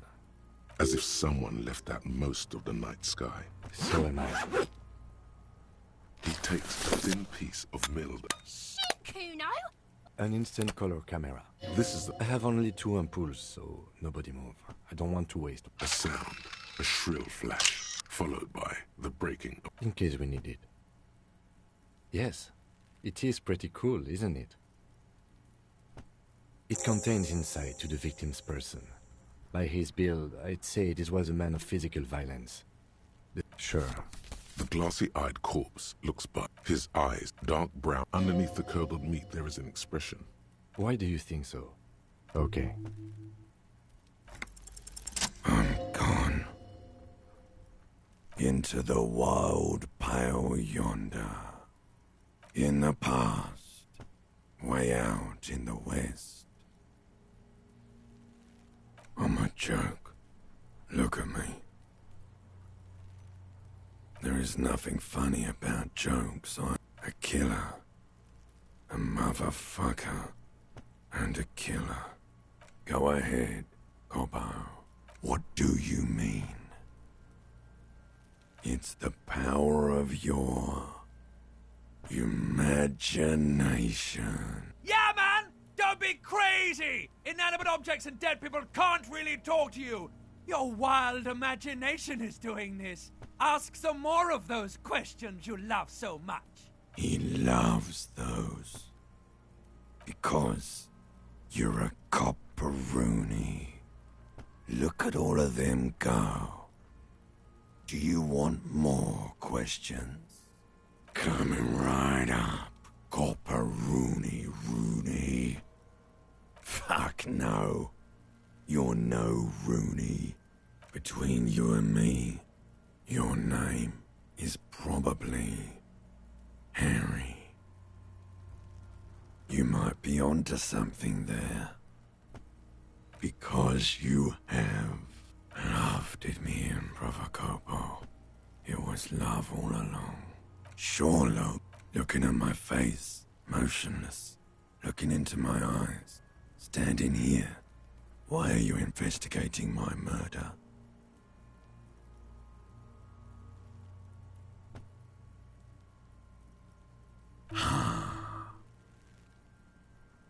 Something is on its way. Something hidden. It's coming.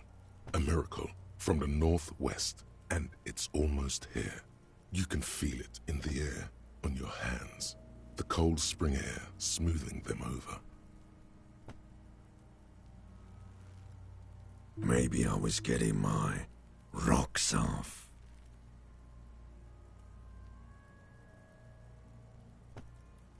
Do I look like an erotic auto-asphyxiation type to you?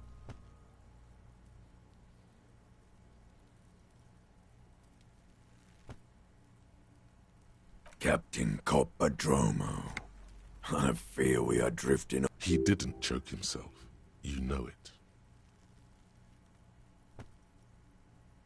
Do I remind you of someone? A child born with Muller's disease, harlequinism, grown up miraculously.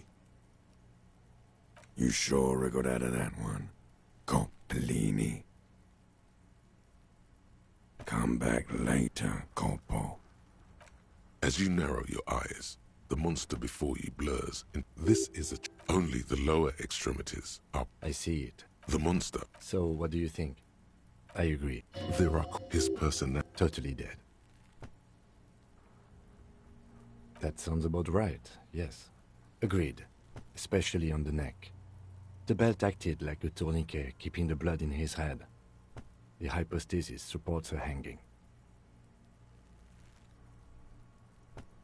Everything here seems to corroborate that assumption, but we should still get him down before assigning a probable cause of death.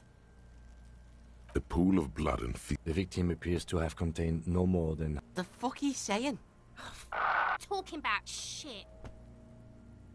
Maybe. I do. Stop talking. He means you fucked him up good, Kuno. But there is no breath to catch. Are you sure we finished the preliminary examination of the cadaver? We might miss some of... The cadaver slowly twists on the cargo belt, his torso covered in tattoos, and extremities blotched pink. Of course. You have questions, don't you? The power... Come back later, Coppo. The steel ring... He doesn't... The cadaver is a good 1.2 meters up. Someone else? What was that about? Processing, then? Weren't they supposed to take... No. Think of the boys from process. I know it's hard, but I assure you, the others won't climb up there, and there has to be a less risky way. We are not getting him down already. How do you plan to get him down, then? With social sensibility? Are you going to... Yeah! How? Where the buckle ties the rope to the branch. That's a good spot to aim. Where? Ah, yes, I see. If the shot hits that, there might be a chance to release the belt. Yeah, now we're talking. They'll miss. The lieutenant is undecided. On one hand, he wants to shoot some gun. On the other, it's an awfully stupid idea.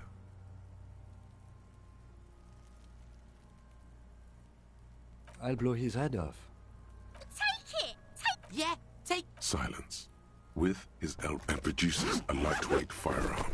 He drops a paper cartridge in the barrel, separates the scouring stick, and gives the cartridge 5 tucks. That's a keel A9. He then steps back and assumes the fellow's desk position, taking aim. The corner of his eye twitches. His finger is on the trigger.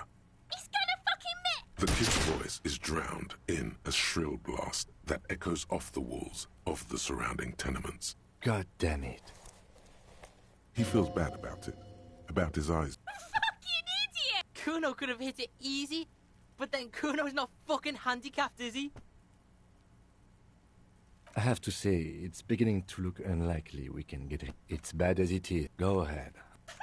This is the... Yeah, take it, you fucking banana! The cold piece of bakelite and gunmetal. The fuck are you... The buckle comes into... Why don't you just shoot yourself in your mouth? At least you won't miss. your field of the slow movement. Look, he's crying. You gonna cry now, fucking faggoty?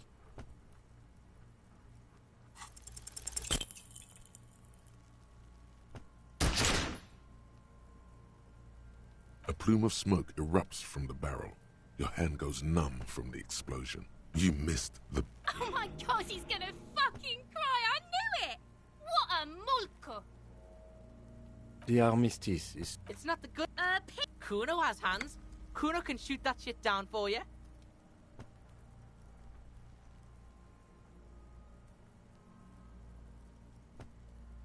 The lieutenant does not dignify that with an answer. We still need to get him down, somehow. The bad way. The way I didn't want us to. To ask the clearly, Suck my dick, bitches! he's a Yeah? Don't go being... hooray for us.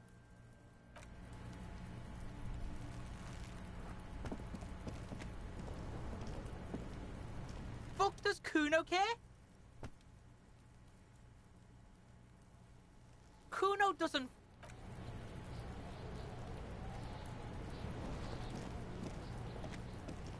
The man before you is naked, but for a pair of underpants and white boots.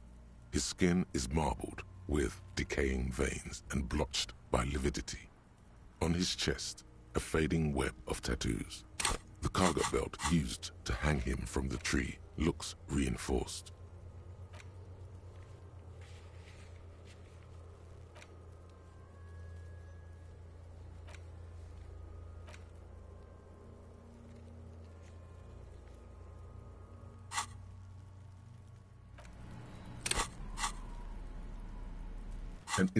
It's still gone. For you to... Someone who knows about history could tell.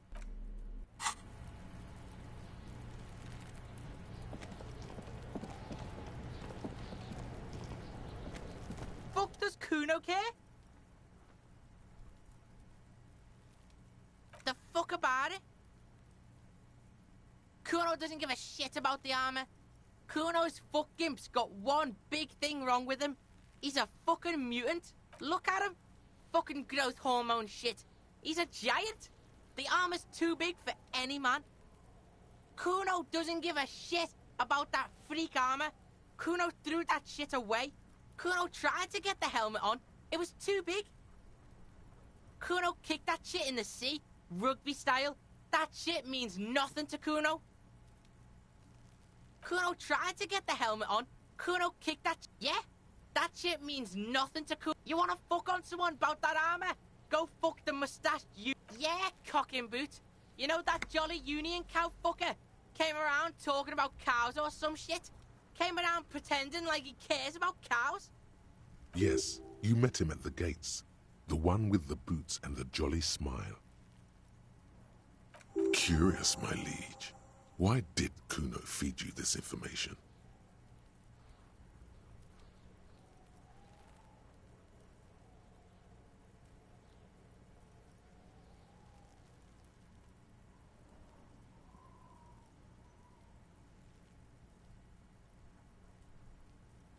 Yeah, Kuno's doing charity today. Kuno Day. Kuno feels sorry for you two loser pigs. Kuno's doing pity now. Still, seems suspicious. He may have it in for that guy. Or you may be paranoid. That is also a possibility, sire. Fuck are you talking about? What is... He says you're stupid, Kuno. They want to make you stupid again. Oh, did Kuno make your shit sniffing harder? Obstruction of shit sniffing. This is Kuno's kingdom. Kuno fucking rules here. You hear the lieutenant hum.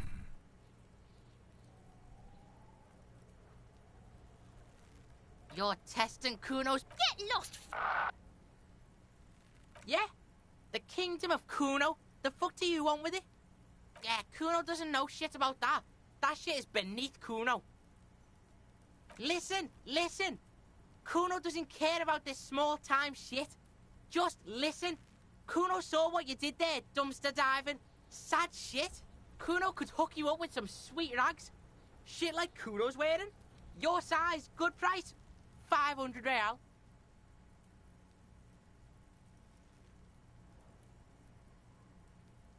Look, Kuno ain't seen shit lying around, except for that up there. Now you want performance gear or not, Grandpa? The lieutenant remains silent, but his expression couldn't say, "I told you so," any louder.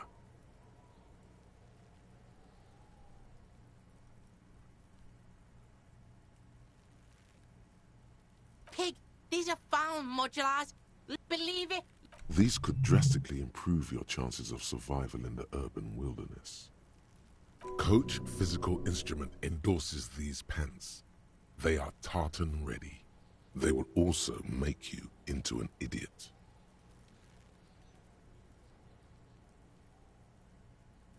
Whatever. Kuno was trying to help you. but you're too fat for fouling anyway, pig. The fuck? A mug in the trash? Is this about the fucking clothes again?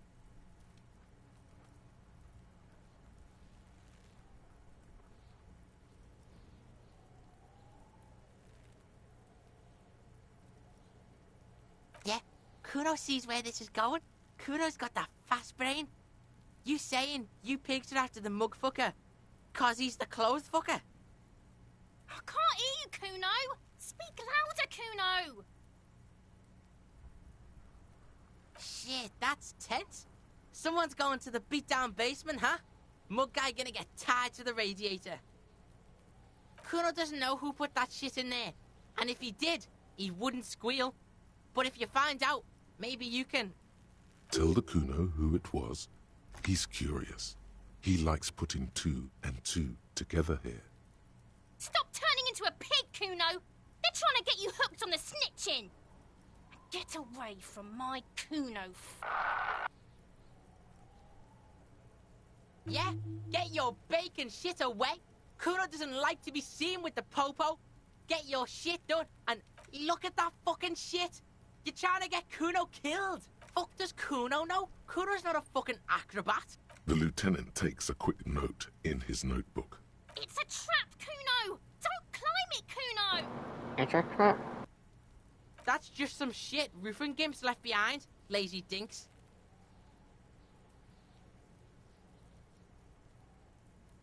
He's hiding something. Pig, if Kuno was hiding something, it would be hidden. But it is not hidden, is it, sire? You picked up on it. You should examine the pile of roofing material again. Yeah, whatever. Kuno doesn't give a shit. Kuno's Kuno? You already know that slow shit. Shoot that shit at Kuno, Pigo Nort. Kuno...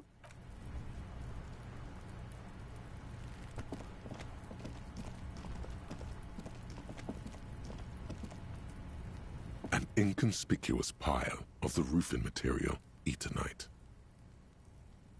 It's nothing.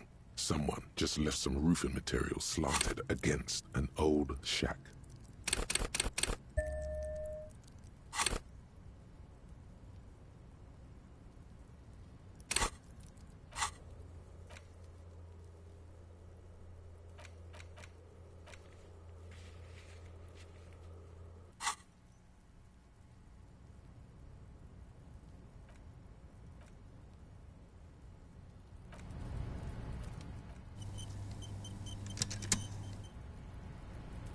An inconspicuous pile, because it's nice and ordered.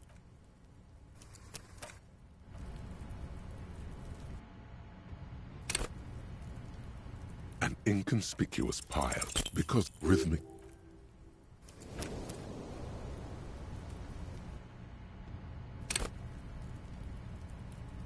An inconspicuous pile of the roofing material, because there's a secret door hidden behind the panels of Eternite.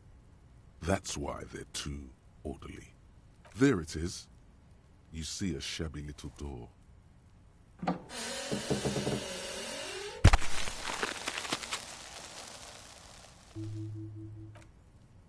What is this then?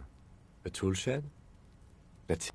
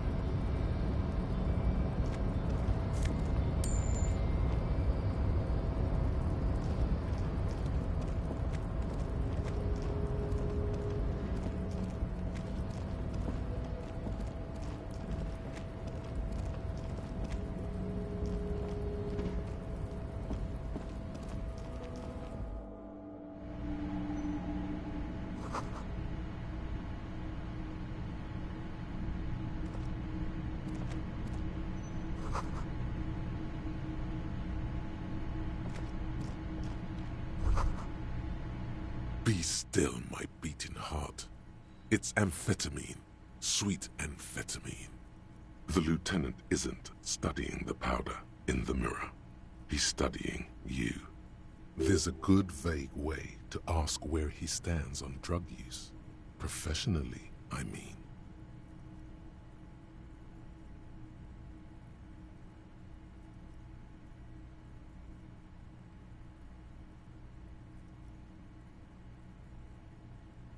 Perhaps not.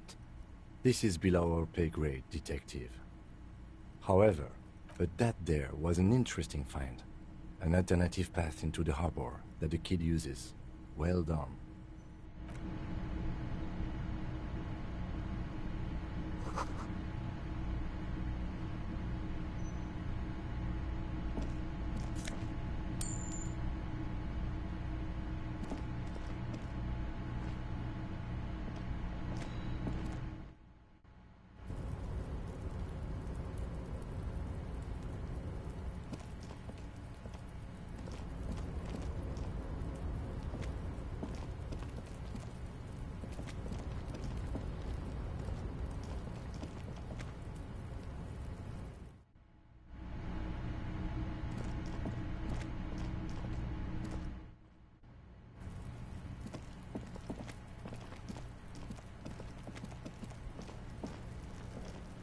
Fuck does Kuno care?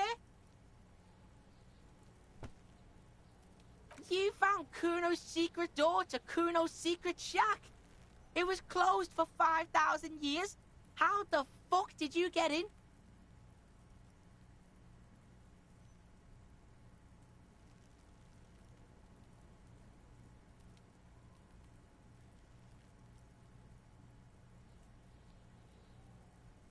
Pig, that's the past. You and Kuno are now. Let's talk about how you opened the secret door. Fucking a Kuno's kingdom. Shit. Get the fuck out of here. You can't do that, Kuno. Pigs can't displace. Can't do that teleport shit. How did you like it in there, pig old boy? Kuno's got a lot of cool shit there, right?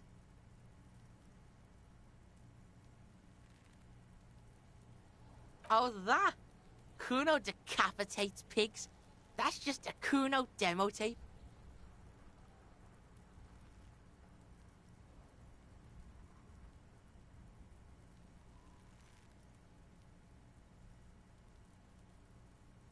What? What is this shit? Fucking on yourself. This is weird level shit. Kuno doesn't go there. Fuck your shit back to normal. What is this? Well played. No one saw that coming.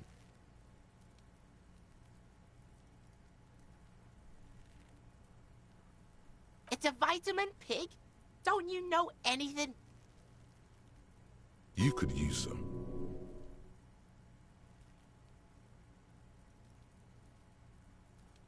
Yeah, it's the mag. You fucking need that shit to stay on top of your game. Kuno goes through like a tube a day, rips mag like a motherfucker, and you could use a bottle. Oh, don't teach him, Kuno. He's gonna use it against you, Kuno. You're not getting this, pig. It completely takes away the hangover. It's like you didn't do anything. Like you stayed home playing with your choo-choo. Fuck you, pig. Don't do mag. You're gonna OD and you're gonna fuck it. That's where Kuno gets his daily hit of electric. Kuno Shazam. Kuno rides the fucking lightning in there, pig. Bet you'd like to ride the lightning too, wouldn't you? You feel tired and old, but you could have that sparkle in your eyes. Good call, Pigmeister. Don't come and talk to Kuno about his kingdom. The fuck do you want with it? Oh, that. Kuno decapitate. Yeah. Oh, that. Yeah. Kuno plays on snuff radio. Oh, that. Kuno too brutal for you, huh? Kuno fuck your tongue off.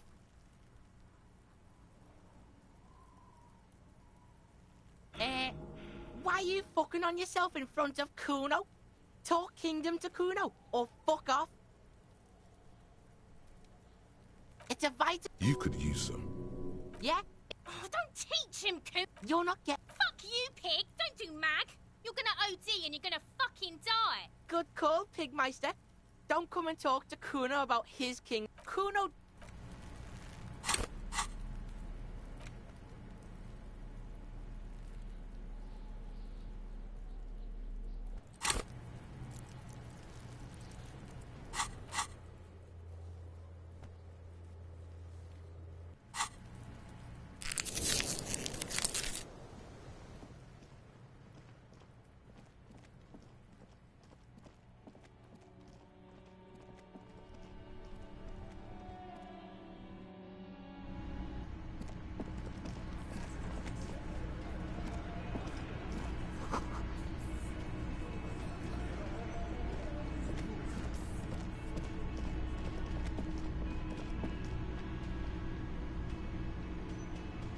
Can I help you? Another thing. Great. I love... Yes? Got the 20 real? Then why are you...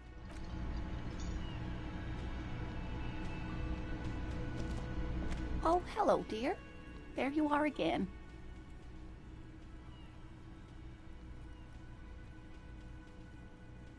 Surely things can't be that bad. You sense that she won't judge you, no matter what you say. You know where we are, right?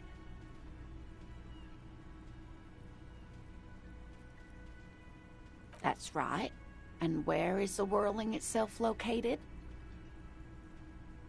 Yes, indeed.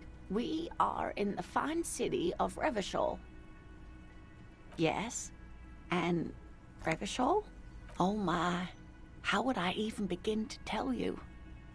Revachol is the most beautiful city in the world. We're fortunate to be here, you and I. I haven't seen very many other cities personally, but everyone says so.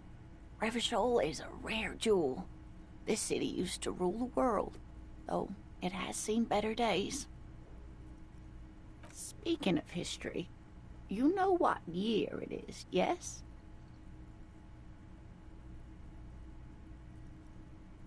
That's right, dear. How splendid. Here, take this pen. Knowledge should always be rewarded. Her relief is palpable. She was getting pretty worried about you there, but now she relaxes her shoulders.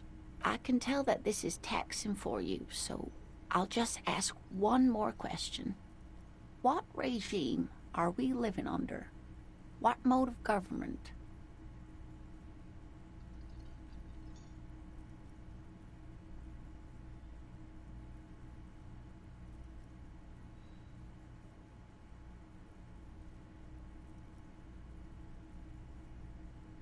No, sadly not.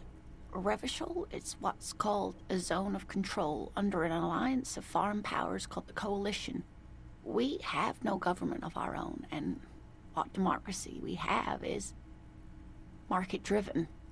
Meaning, buying is voting. Oh dear. And you were doing so well. There aren't really any cops in Revachol, not in the traditional sense. The status of law enforcement has been a complicated matter since the revolution, but we should stop for today, sweetie. You look like you need a break. Besides, I'm not the best person to explain the big things to anyone. She's scared now. She's realized you really are brain damaged. You were doing quite well up until the end there.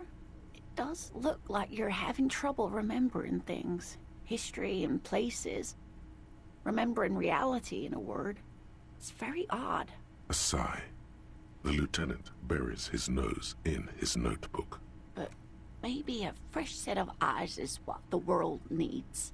And while I'm no doctor, such bouts of amnesia are often temporary, so I wouldn't worry too much. She means this sincerely. Worrying won't do you any good. A defeat, I'm afraid. The people of this archipelago tried to build something new. Something different. The rest of the world didn't like it, so they came and ended it. This was 42 years ago. It has something to do with everything. I really don't know how to explain it better. I'm just a poor woman, she thinks. What do I know of these things? And how can I help you? Someone more educated in sweeping matters. Maybe you should ask. No, I'm not an encyclopedia. I won't be a guide either. I'm a police officer. Of course. Then, I don't know, someone rich maybe. Wealthy people are educated, though I don't know where you would find a wealthy person in Martinez. But thank you, sweetie. You did make me forget about my worries for a while. You know, to hell with it. Let's have more cryptids. Of course, officers. Is there a particular cryptid you two are interested in learning about? Hey, you promised you'd only ask about one cryptid. The lieutenant pauses thoughtfully. Ah, fuck it. Let's have more cryptids. Well, the biggest cryptid is, of course, the horrible giant of Coconur. The giant lives in the most arid parts of the vast Coconur Desert in South Samara, casting a strange light across the barren wastes. A mirage or a psychogenous luminance. No one knows for sure. It is like an awful mountain appearing from below the horizon and expanding to cover almost a third of your field of vision. The towering luminosity of Coconur is a bad omen in local folklore. Some say it's a fata morgana, others, fate unimaginable. Hooey. No animal can be that large. It's a mirage. That's what makes it so peculiar. A species surviving at the very limits of scientific law. The giant of Coconur must be the largest animal the planet can support. There are limits, you see, to how large a metabolism an ecosystem can beget. Some say a gravity anomaly below the Coconur Desert might allow the creature to grow to these gargantuan sizes. Great. This is great shit. You need more. Gravity anomaly? Digging it. Digging this parascientific stuff right here. Cryobacter catlensis. Yes, a unicellular bacterium that was discovered in one of the northernmost points of Kotla on the Boreal Plateau by renowned geologist Caitlin Mijanou some 70 years ago. The bacterial colony Mijanou found had remained alive while frozen in ice for longer than anyone could reliably estimate, certainly from before recorded history. Mijanou disappeared shortly after injecting herself with the bacteria she had brought back to study, no doubt in hopes of prolonging her own life.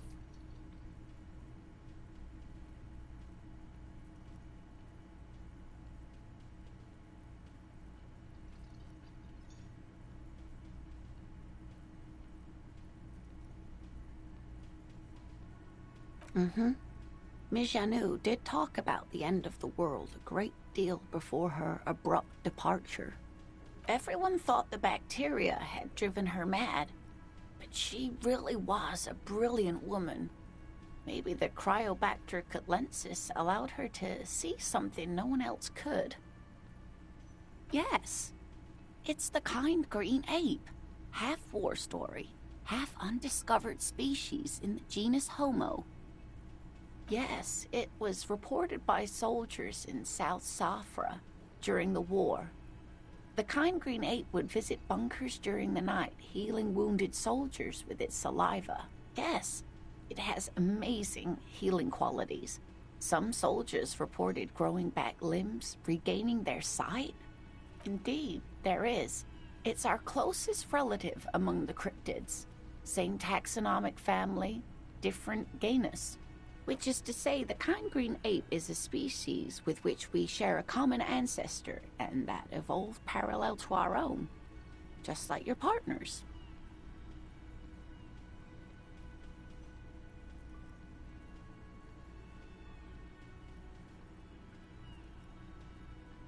The lieutenant looks at you, pleasantly surprised.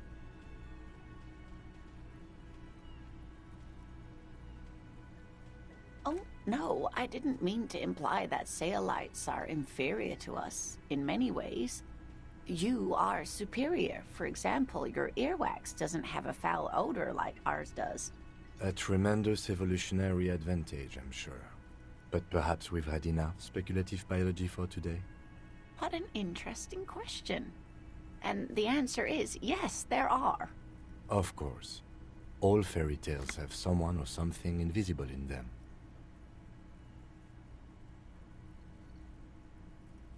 Okay, I won't spoil your fun. What is the invisible cryptid?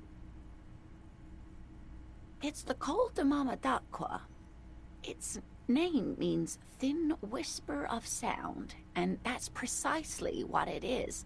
Self-replicating sound waves, invisible and intangible. The Col de Mama is very afraid of us, which makes it incredibly difficult to track.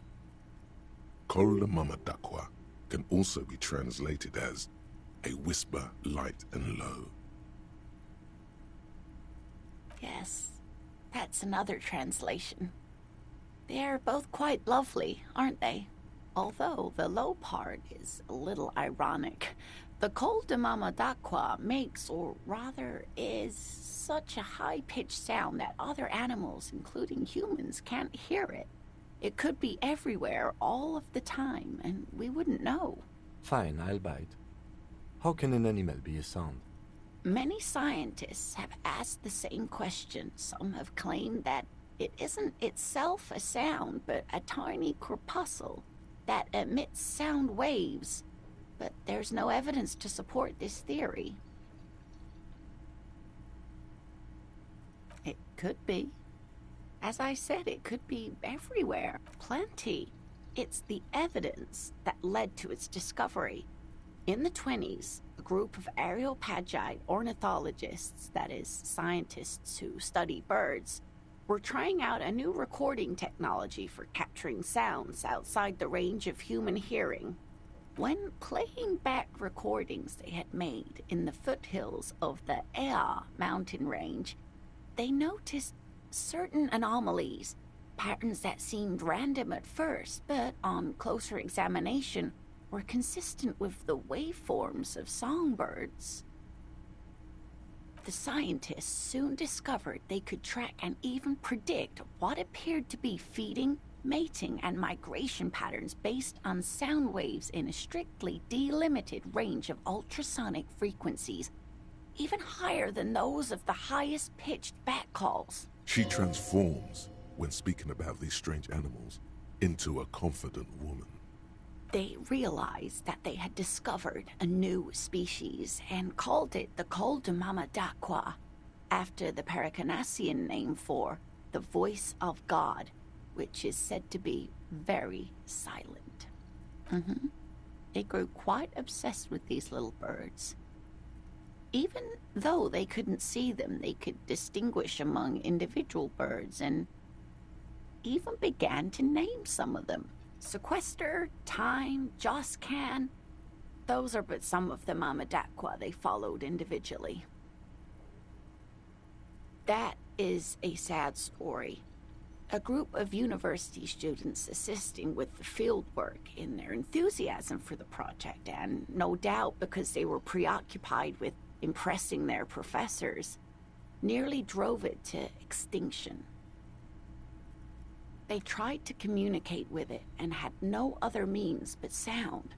So they started sending out sound waves at frequencies they thought might match the Mama d'Aqua's. This lady really should be a teacher. She's really good at the explaining things thing. Psst.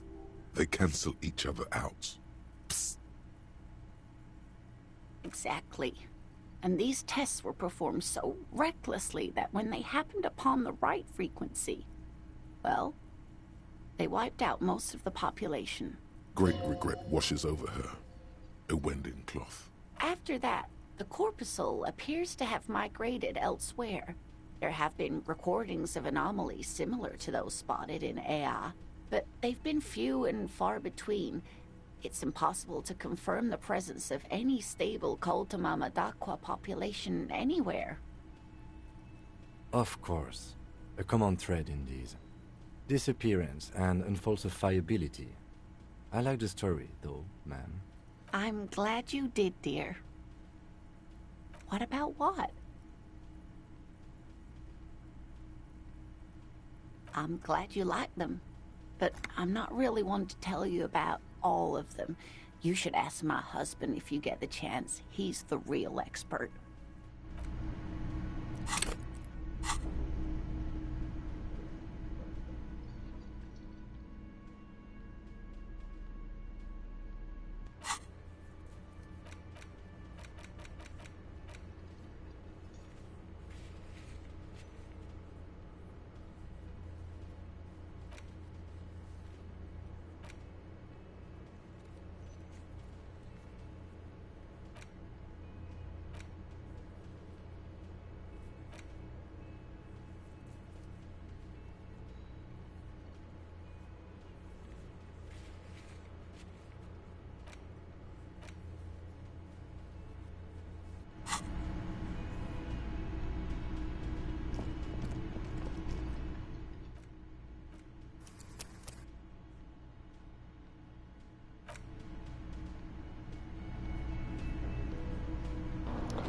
I'm gonna end here now for today.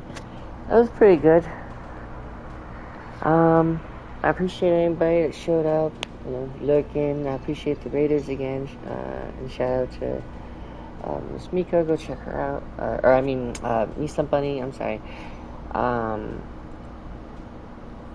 Yeah, and I hope to see you guys again. I'm really enjoying this. Probably stream again sometime next week.